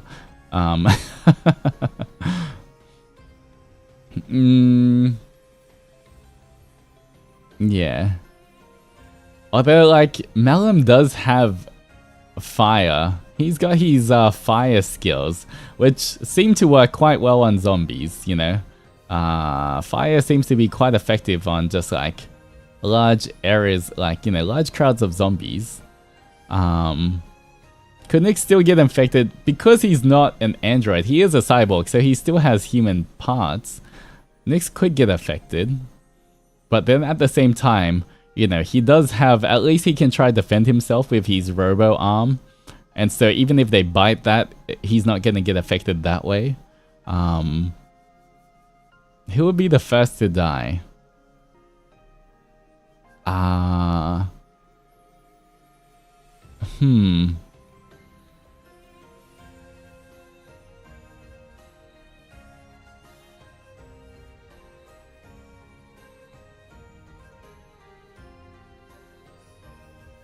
don't know. You know what? This is a hard one. Now I'm thinking about it. If Ravenous was in a zombie movie, I feel like we would actually survive.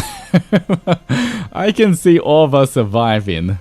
In a horror movie, we're definitely not surviving. But in a zombie movie... Okay, if I had to give... you know, if I had to give roles to everyone... Ryza may be the first to die. I feel like Ryza might be the type that gets too carried away with, you know, there's a bunch of zombies and then he, like, easily, like, kills a few zombies. And then he gets a bit too carried away and, you know, while everyone's trying to escape, instead of also escaping with us, he, stays a bit too long, killing too many zombies. That kind of death, you know? Where he's like, and then one of them will kind of sneak up behind him and bite his leg or something. Then he's like, oh no, it's now it's too late. Even though he could still kill them all, now he's kind of been bitten, if you know what I mean. Like in Train to Busan. Oh yeah, very good. Yeah, he would be the, you know that super buff guy in Train to Busan? Yeah, that would be Ryza. Like, he would be doing a really good job, but at the same time, there would always be that cheeky zombie, or that zombie head, that just bites him. And he'll be like, oh no! Yeah. I think that would be how Ryza goes. And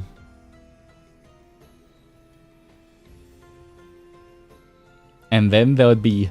Nayu would be doing really good. But then he will get jump scared, accidentally scream, and alert too many zombies and kind of get trapped. And then there would be me that realizes that, you know, now you're stuck on a bus or stuck in a train while there's a bunch of zombies crowding around, so I have to go on a rescue mission. And the rescue mission just turns out to both of us dying in the end.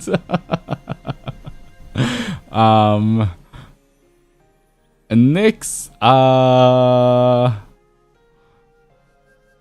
Nyx, I'm not sure. Once again, I feel like Nyx, he has cool cyborg powers, but, you know, seeing him go buy a game outside and almost perish from that.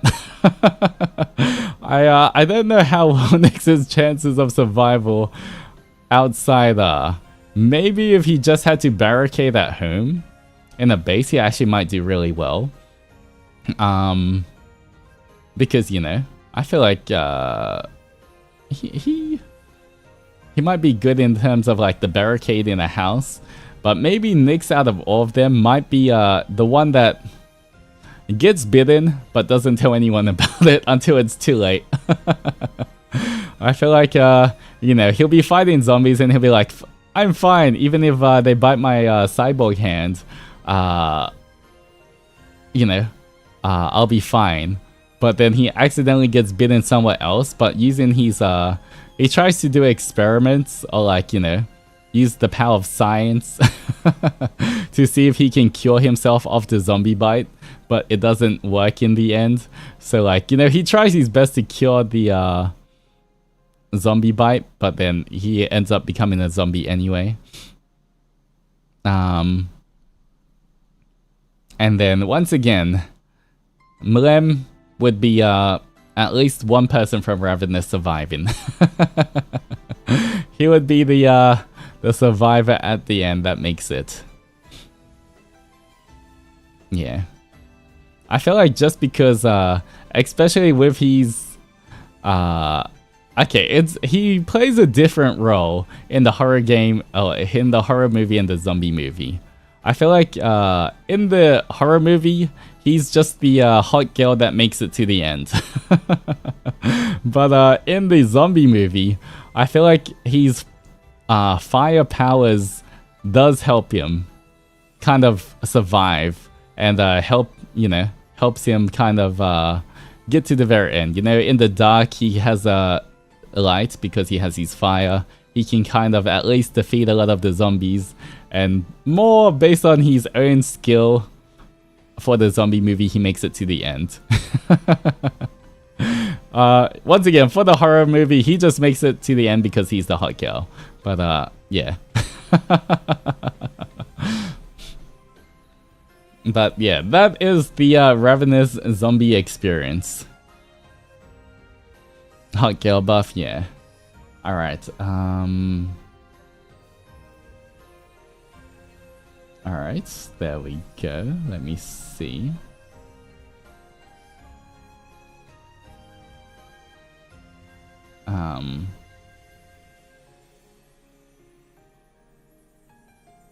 Okay, I think we've touched on this question before. Are these marshmallows? They are. Next time I would download them properly and make them more pretty with the pink border. But this time I didn't do that. Alright, okay, what are your opinions on shipping? I have said this in the past, I am fine with shipping, guys.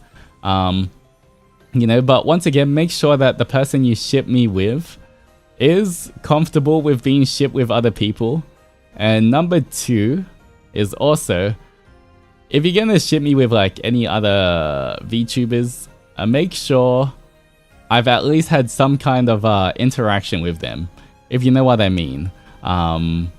You know, it's kind of weird, you know, especially it might be weird for like, say, if you ship me with someone else I've never talked to before, and then they just see, hey, why is people drawing random art of me and someone else? Because then it can be kind of, you know, if they don't know who I am or I don't know who they are, who knows if it's a good or bad thing, you know? Who knows if the other person's problematic, blah, blah, blah. Those kind of things, you know.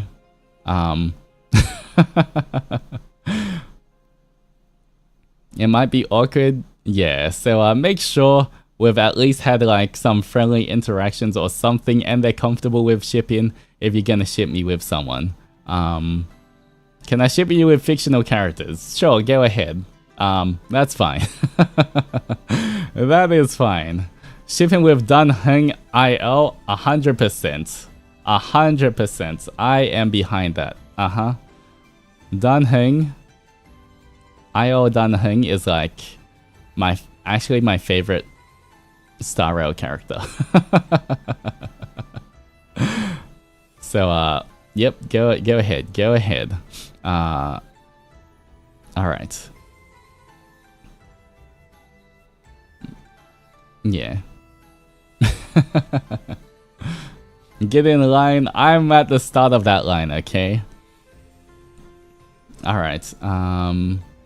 But yeah, once again, you know, especially if you're gonna ship stuff in public, please make sure that I do have at least some sort of interaction with them first, and that you know, they're okay with being shipped as well. All right.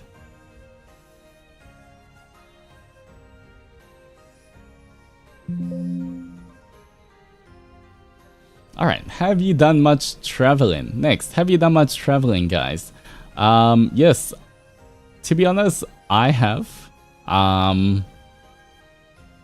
Growing up as a young Oni, I had the chance to travel a lot, especially to thankfully for me, I have been to some of the Southeast Asian countries quite a bit.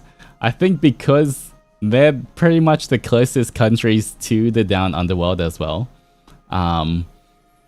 You know, in terms of geography, there's New Zealand, which I have been as well. I love New Zealand. And then there's the sea countries, which are also the closest countries to us. So I feel like growing up, I got to experience that a bit. You know, I don't remember all of it because some of it I was actually quite young when I traveled there. But I just remember sea having like some of the best food ever.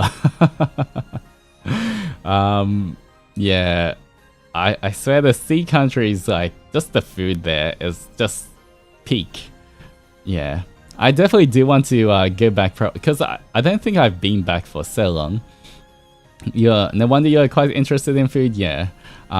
Maybe that's why I'm not picky when it comes to food, because, you know, when you get to see and there's such a big variety of food, but all of it tastes so good, you kind of like, you know what, I'll try everything. So, yeah. But I haven't been for a very long time, so I definitely do want to go. Like I said, I would love to grab some of the Ravelin boys and just go to a few of the sea countries and try a bunch of different food. That would be a really cool thing. I don't know how we can make that happen, but maybe we can record some stuff, or I don't know how it's gonna happen, but I definitely do want to go. I feel like definitely I just want to travel to all of the sea countries, literally all of them.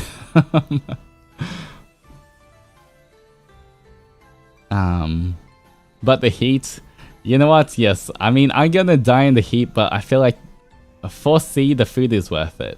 The food is worth it. I will be dying, I will be sweating, but it's worth it.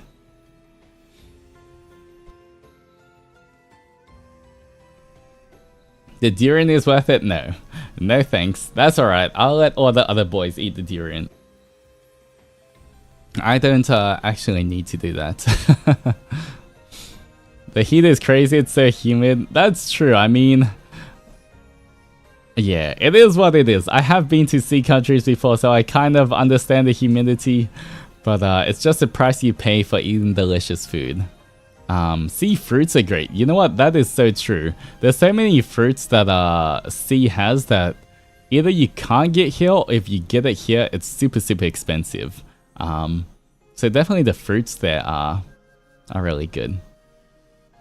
I feel like one of the ones I miss the most, because I can't get it here unless I pay like a lot of money, is mangosteen. I love that, but it's very hard to find like for a good price here. Have you tried dragon fruit? I have tried that. Jackfruit? I have tried that. Yeah, there's a lot of things. Have you tried rambutan? I have. I feel like I've tried most of the things you can get from I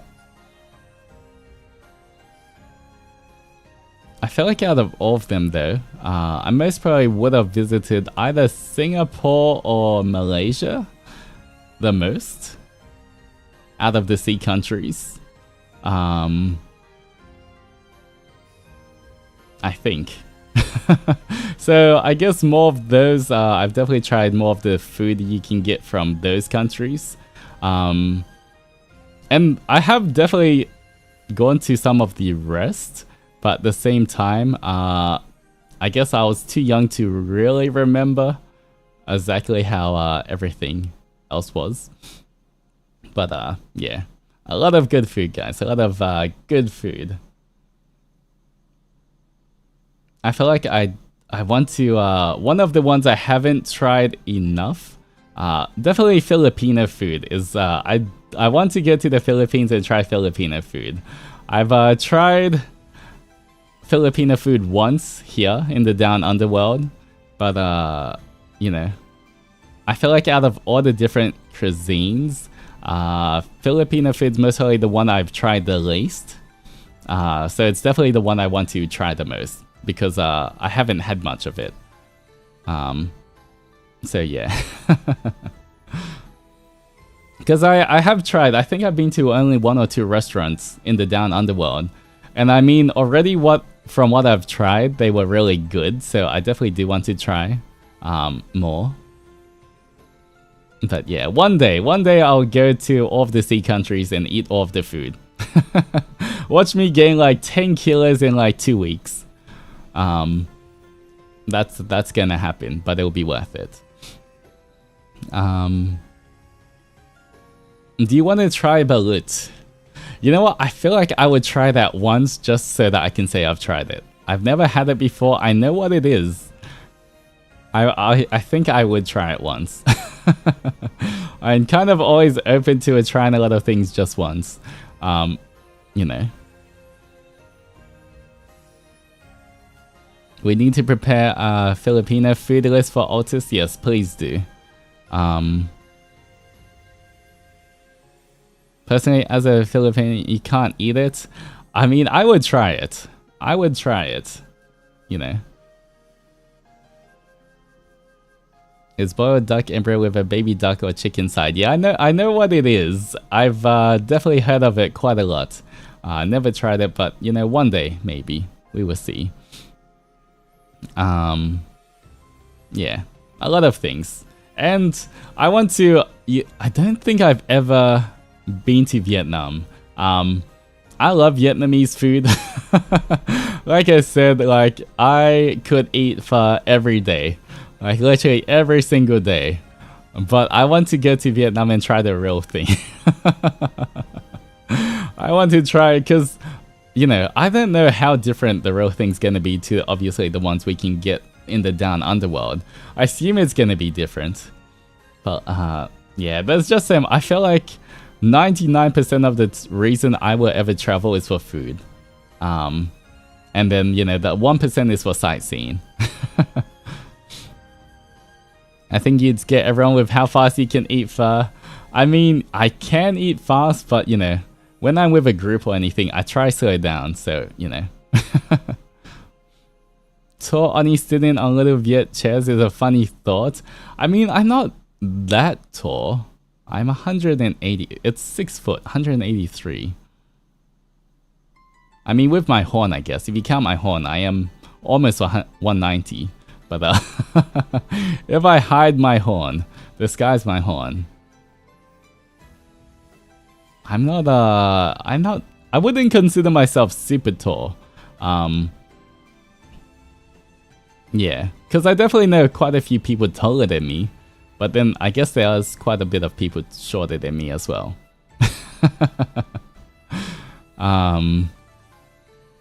Yeah. The stools are real low, like knees to chest for some people. It's okay, I can squat. I'm good at squatting, I can squat low. So even if it's a small stool, I should be fine. You can hide your horn. I mean, not really. You know, I can use Oni magic and make it invisible. I could do that. Okay, but is that tall for Oni standards? To be honest, my true form, I'm a lot taller than this. This is my, this is me in my kind of more humanized form, guys. So, you know, this is kind of, I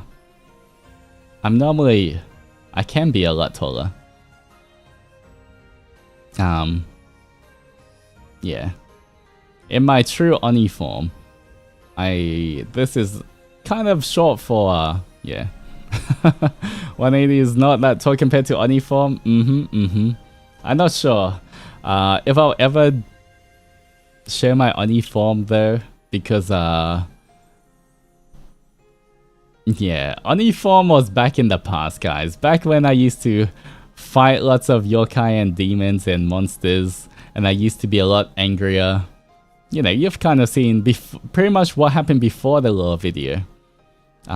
You know, when I used to fight a lot of different other demons. But, you know, I've kind of realized that after being trapped for 1,000 years, I should be a lot more calm and shouldn't just try fight everything. Because no matter how strong you are, you know, I feel like having all the strength by yourself doesn't really do much. As you could tell, in the end, I couldn't even save Infra. So, you know, always looking for new kind of powers. Alright. We're like a P compared to his true form. Uh-huh, mm-hmm.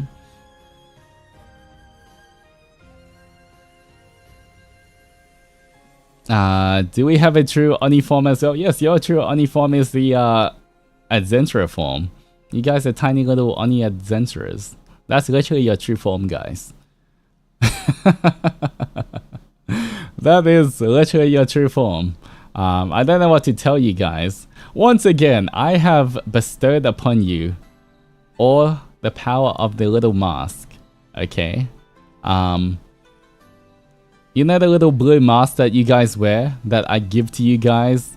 If you can defeat or capture any other yokai using that, you know, while wearing that mask, you can steal their powers.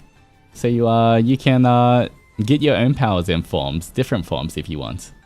Once again, if you you know, make friends with a kitsune or a whatever other demon there is out there, you can go grab your own powers as well. So I did give you the ability to change forms, but your base form is the adventurer form.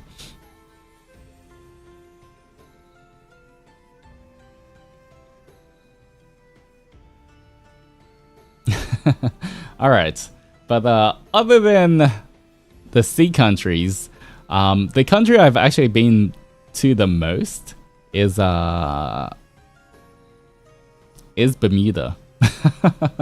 I feel like once I became my own Oni, once I became an adult Oni, you know, I was of age and I was more independent.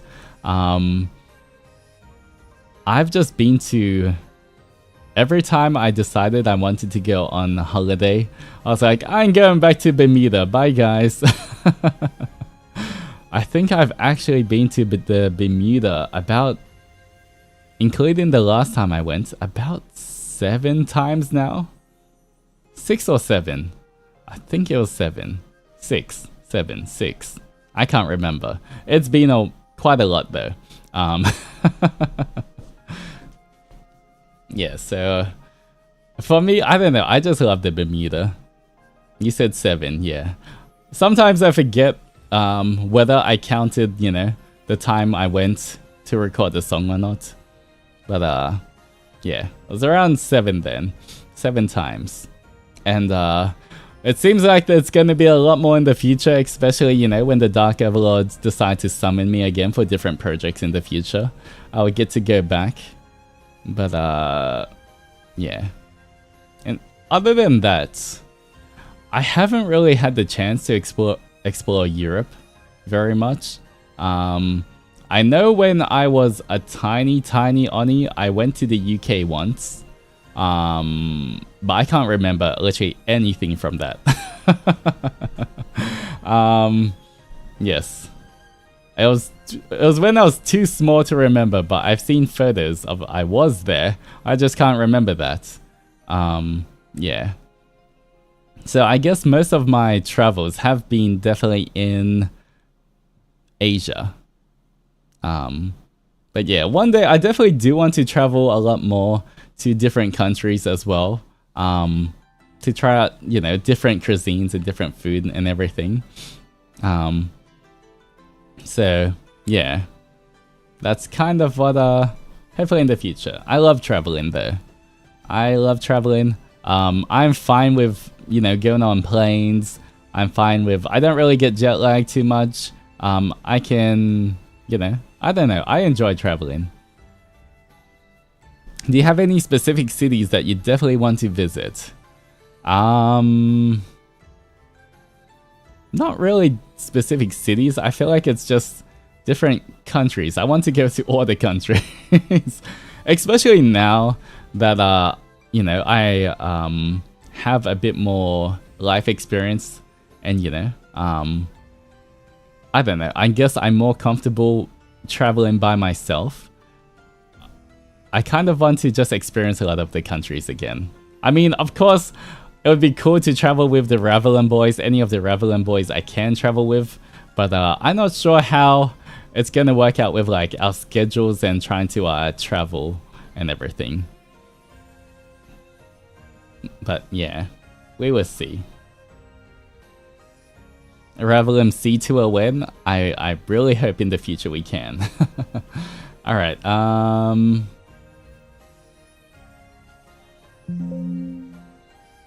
biggest pet peeve.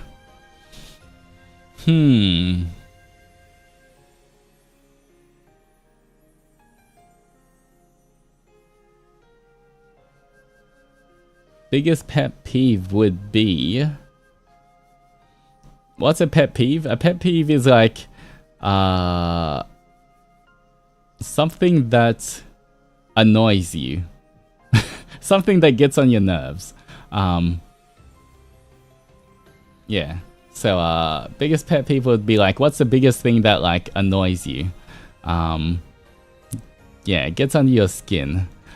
Chewing, I would say, yeah, I don't like hearing people chew out loud, like the chewing. I was gonna imitate it, but I don't want to imitate it. But like when people eat noisily, I don't like it. It's not like I'm gonna get super angry and yell at someone for doing that. But obviously, I don't enjoy that sound. I feel like crunchy things are okay. I don't mind if someone's eating like really crunchy stuff. Crunchy stuff is okay, but more just like, you know, when people are like that kind of chewing, wet chewing noises. The squishy chewing noises. Yeah, that kind of stuff, which I don't like. Yeah.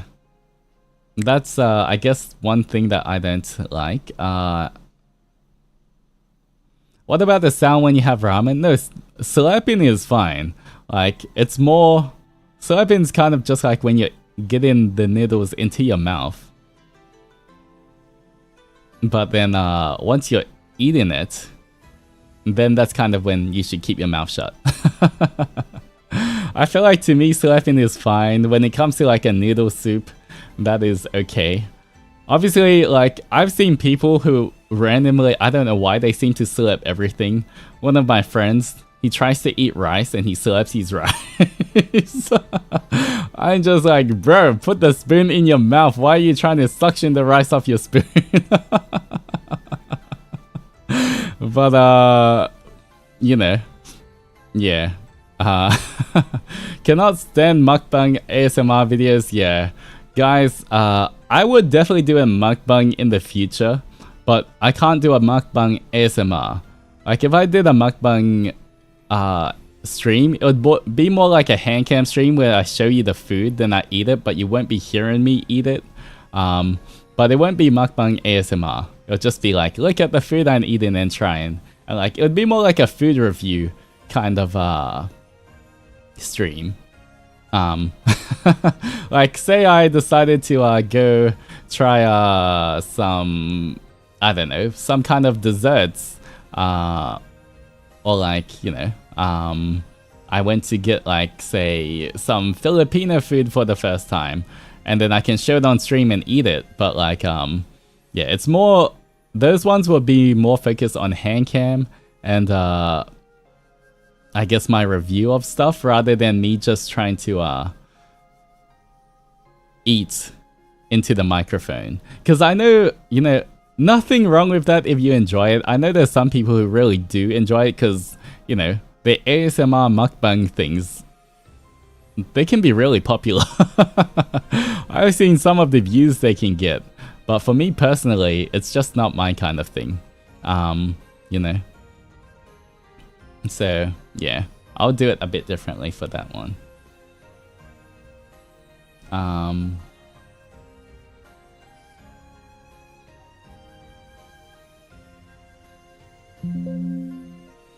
Alright. If you could take FSP Ravenous Alivers to a sushi restaurant, who would you take? Nyx, Ryza, Nayu, or Melem? Ooh. If I had to just take one... I mean, take all of them is the cop-out answer. Honestly, if I had to take one to like... those like, you know, the really high-end bougie like omakase sushi restaurants? To be honest, I think I would take Ryza out of anyone. One, because I think he will appreciate food the most.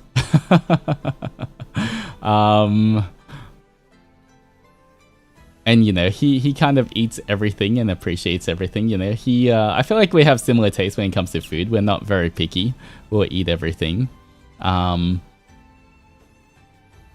Yeah, just because Nyx, I'm not sure how, because especially, you know, I know for Nyx, he's definitely, I like that he's very adventurous, like he will give things a go. But I'm not sure if sometimes, I'm not sure for a sushi restaurant if some of the things might be too outside his comfort zone. So assuming I was going to like take one of them to an expensive one, I'll try take him to smaller steps first, baby steps first. In terms of Nayu, the only thing with Nayu, I would definitely want to go to a fancy place with him. The only thing, because I know he said he was he can only eat gluten-free, and I believe that most of the sushi restaurants, because soy sauce has gluten in it as well, so I'm not sure if they can kind of always cater to like stuff like that. Yeah, so I don't know. I guess if I can find one that he can eat at, I'll take him. It's just, I guess we'd have to be a bit more picky, or like, you know, figure out where to actually go for Nayu. We have to be a bit more careful, because obviously I don't want him missing out on any delicious food, so I'd have to find somewhere nice to take him. Yeah, there is gluten-free soy sauce as well. But yeah, so for Nayu, I think I'll just have to be a bit more careful. Although I'm pretty sure he could find the restaurant better than I could. If it's a sushi restaurant that suits his that suits him more. Yeah, and Melem, you know, I feel like Melem would also be fun to take, because I feel like Melem's kind of like, you know, being the smallest, youngest member. I feel like he hasn't been to like a lot of things yet, so I don't think he might have been. I don't know yet, but he might not have been to any of the fancy places. So it might be kind of fun to take him to a fancy place and see his reaction to going to like an omakase kind of place as well. That would be kind of fun, I guess. You know, I'd kind of want to take each of them separately. But I feel like the one that would be most down to go is Ryza. Would most likely be more on the same line as me. But then everyone would be kind of fun to take. Alright. Alright,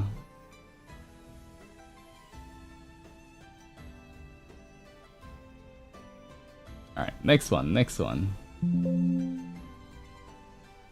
Alright, could we have a karaoke stream and an arts class stream? I can't wait to show you everything I plan to do for you and other members of Ravenous. I have too many ideas. I mean, as I've said before, we would definitely do a karaoke stream in the future.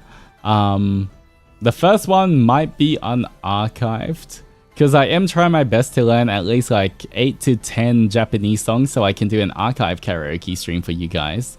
But at the same time, you know, I I want to at least be comfortable with the songs before I do a karaoke stream for that. So that's definitely coming, because once again, I do want to practice my singing and get better. So I'll definitely do that in the future.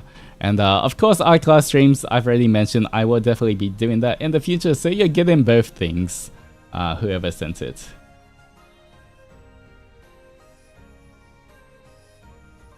All right.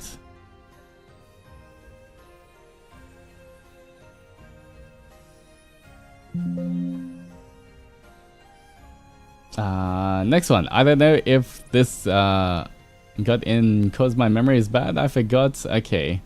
Silly question, but do you like white chocolate? White or why not? White chocolate I am fine with as a mixture to something else. Like a white chocolate drizzle on top of dark chocolate, yes. White chocolate by itself to me is too sweet. Like I don't mind the taste, but it's too sweet for me. So I have to like have something that lessens it. Yeah. So if it's mixed with other things, it's okay. But you know, by itself, it's not really chocolate in a way. It's just sugar milk. But yeah, I love dark chocolate. Honestly, as you might be able to tell, I really like bitter things. So like extremely dark chocolate, just straight black coffee, matcha, and like other bitter teas I really like. I enjoy them. So you know, I don't enjoy things that are too sweet.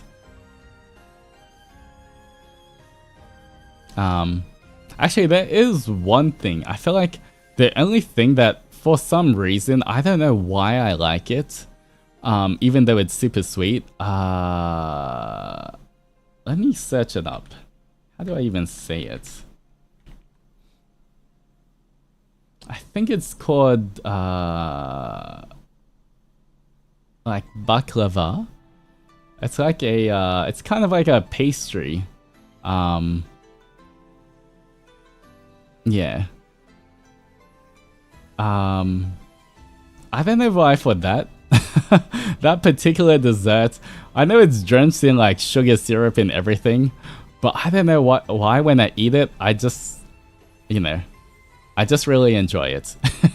Even though it's like, normally I feel like it'd be way too sweet for my taste, but for some reason, I don't know what it is. Maybe it's, I don't know what it is about it, but I actually enjoy that quite a lot. Although I don't eat too much of it, obviously. But, you know, that's kind of nice. Alright.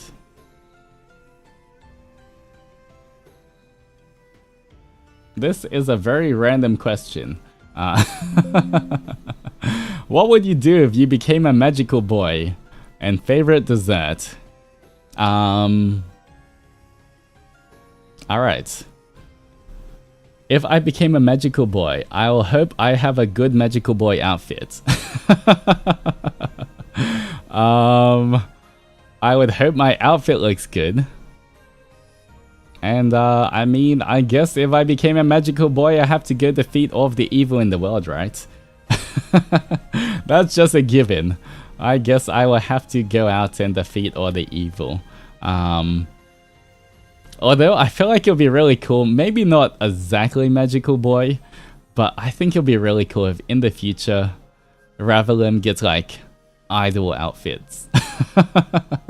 That's what I kind of want to see. If we kind of, you know, the what I'm talking about, right? Like idol outfits. I feel like we should all get idol outfits in the future. I don't know if or when we'll ever get them, but like imagine like Ravelim in the future doing a 3D concert all with idol outfits. That would be so cool. Because obviously it's really cool being in our base outfits and everything, but I think all of us in kind of slightly matching but different colored idol outfits. I'd love to see that. Well, at least I would want one myself. I would definitely want an idol outfit.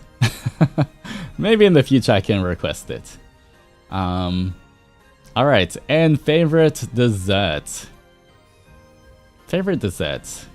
Oh, actually, this is another one that's I don't know why I like it so much, but I love pudding.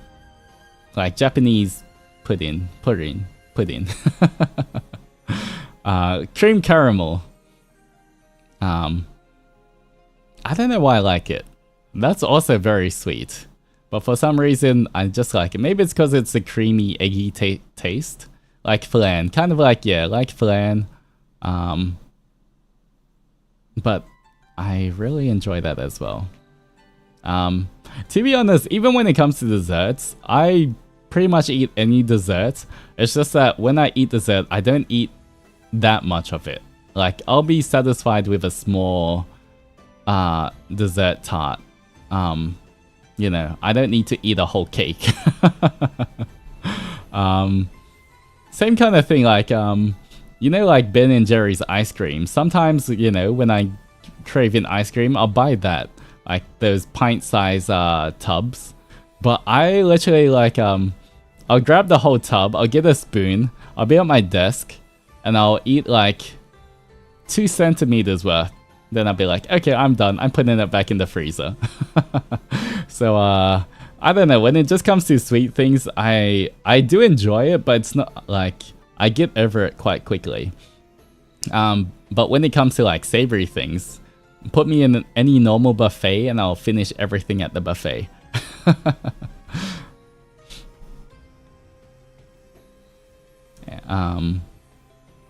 Do you like frozen yogurt? Yeah, frozen yogurt's alright. I haven't had it in a while, but I don't mind it. Alright. Alright, 2 more questions, and I think that's gonna be it. I just realized we've been going for like 2.5 hours already as well. Would you say you're more of a... Okay, wait, let me save this.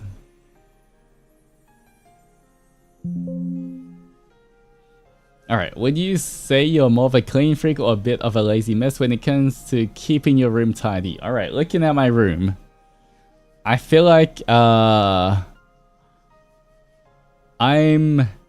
clean but messy.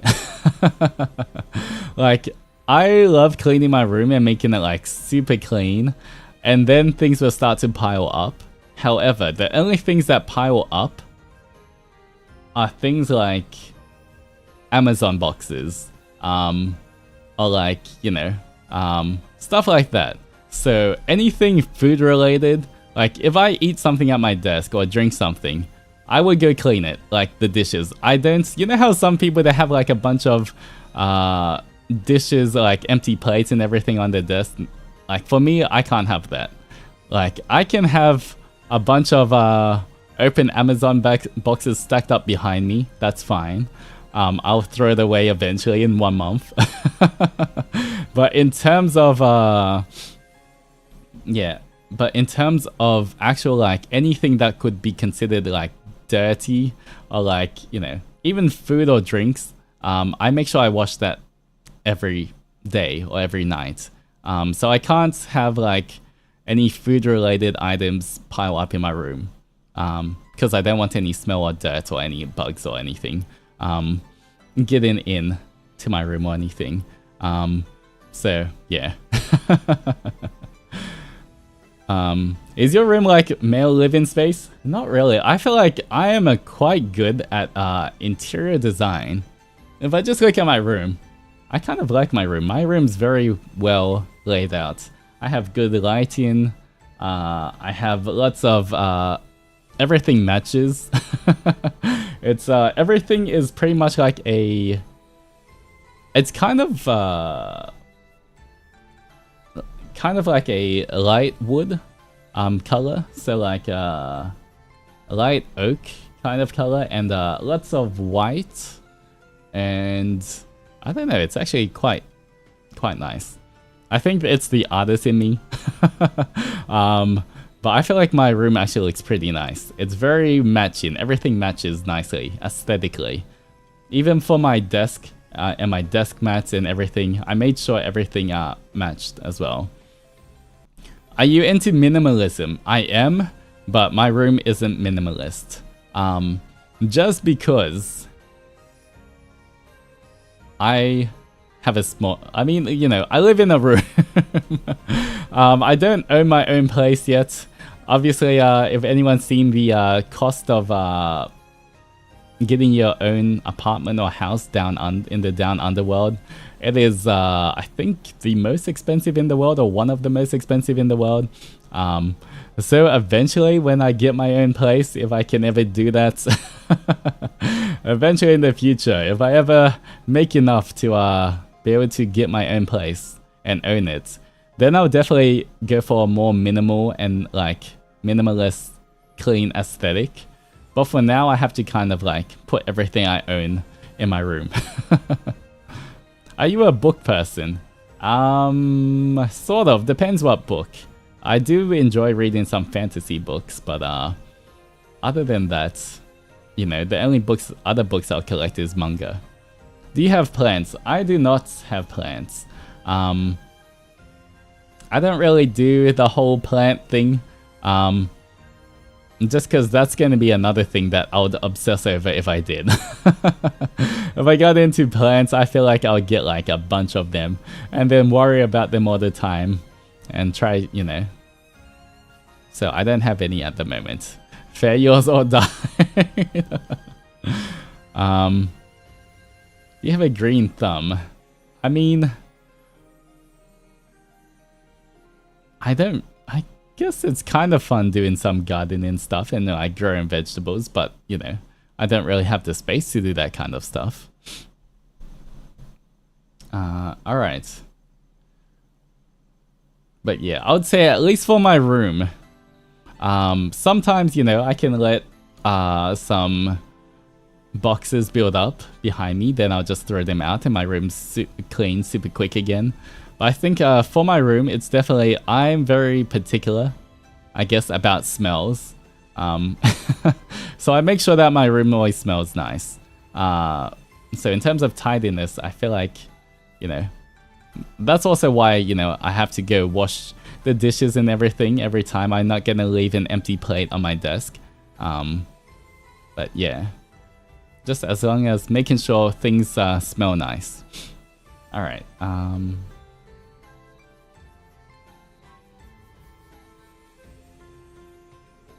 Alright, last question, guys. Last question. Do you enjoy podcasts? If so, what is something you are currently listening to, or what is your favorite? I don't really listen to podcasts. I mean, I have a little bit in the past.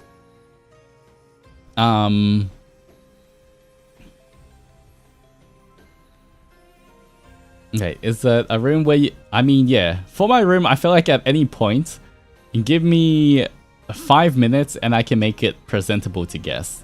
Because literally, most of the time, it's only going to be a few cardboard boxes that I just need to take out and put in the recycling bin.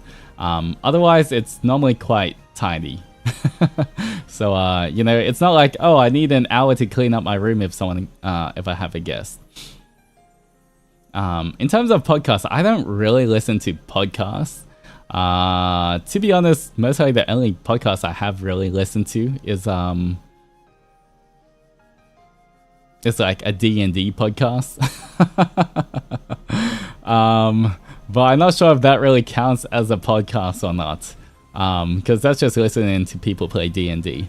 But beside that, there was actually something on YouTube. I don't think it's a podcast, but I feel like it's podcast adjacent. There's this YouTube thing on YouTube, a YouTube channel. I think it's called like Diary of a CEO or something. And it's just pretty much where this guy, he just interviews a lot of like super successful people in like all of the different, like so many different kind of fields. And he just like gets them to share their knowledge about a lot of different stuff. And it can be really interesting. Like I sometimes listen to that on like topics I completely don't even care about. And it's still interesting. Because I always kind of learn something new. I don't listen to it all the time, but from time to time, it'll pop up in my YouTube feed and I'll just watch an episode and stuff. You know, sometimes I have fun or cool stuff about like bodybuilding, or they'll have stuff about just like entrepreneurship or anything. But you know, sometimes it's just stuff like health or how to sleep better. Stuff like that. It's not like you know, most of them are just different experts from different you know, fields. So it's not like how to earn money or anything for every single one of them. It's just like a lot of interesting kind of topics that they talk about. But honestly, for the most part, yeah, I don't really listen to podcasts. Most of the things I do is just I just watch Ravelin. As you can probably tell, I'm in a lot of you can see me always kind of in a lot of Ravelin streams as well. I try to be in as many as I can because, you know, I want to support the boys as well. But I always try to at least watch bits and pieces of a lot of the Ravelin boys. And so that's pretty much most of what I watch.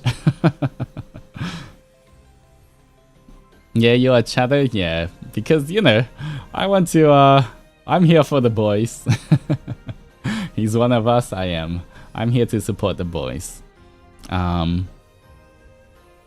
Alright, but guys, I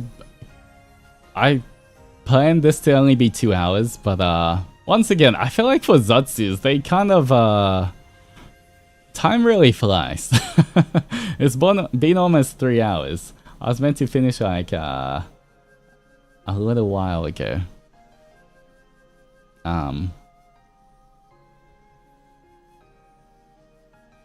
Alright, do you have any figurines? Nope, I do not have any figurines. Guys, that is 100% something I'm staying away from.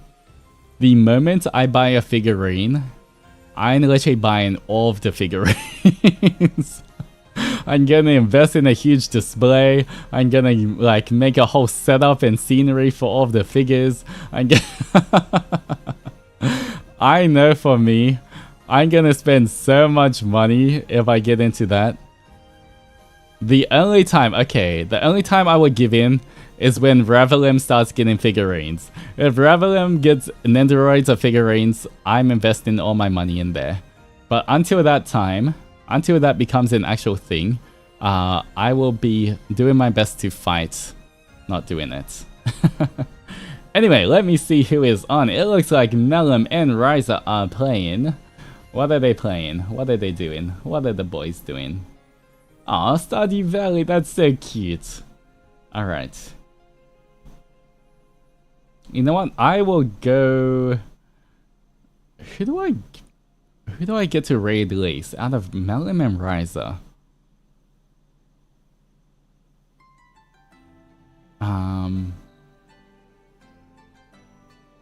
Are you raiding Dips? Yes, I'm gonna raid one of the boys.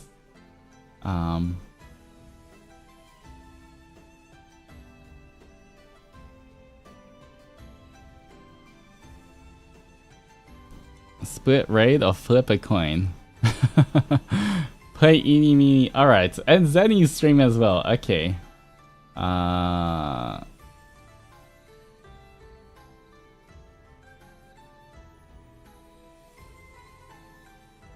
Alright, I'm gonna quickly do random number generator. Random number generator. 1, 2, 3. Alright, let's see what this, Alright, it says 2. 2 is... Who's the second one? It is Ryza. Okay, we're raiding Ryza today, guys.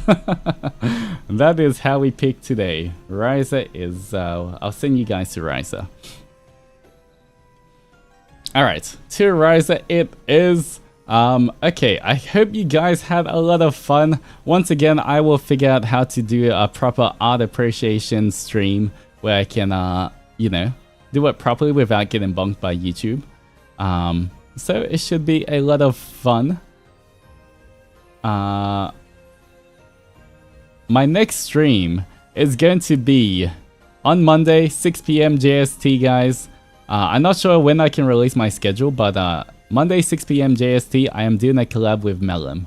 So just remember that. But before that, please guys, please, if you're here, if you're interested in Ravenous or Evelyn, if you're here to support the boys, Roscoe Graves is having his 3D debut very soon. I think in like 12 hours or something. Around 12 hours. But please go check him out. Please go subscribe. Go give him all of the love and support him on his 3D debut. I can't wait for it. It's going to be so much fun. But please show Roscoe so much love and support, guys. But until then, I will be off now. Thank you so much for joining me. A big ONI-ZATSU Oni. And until our next adventure, roll out.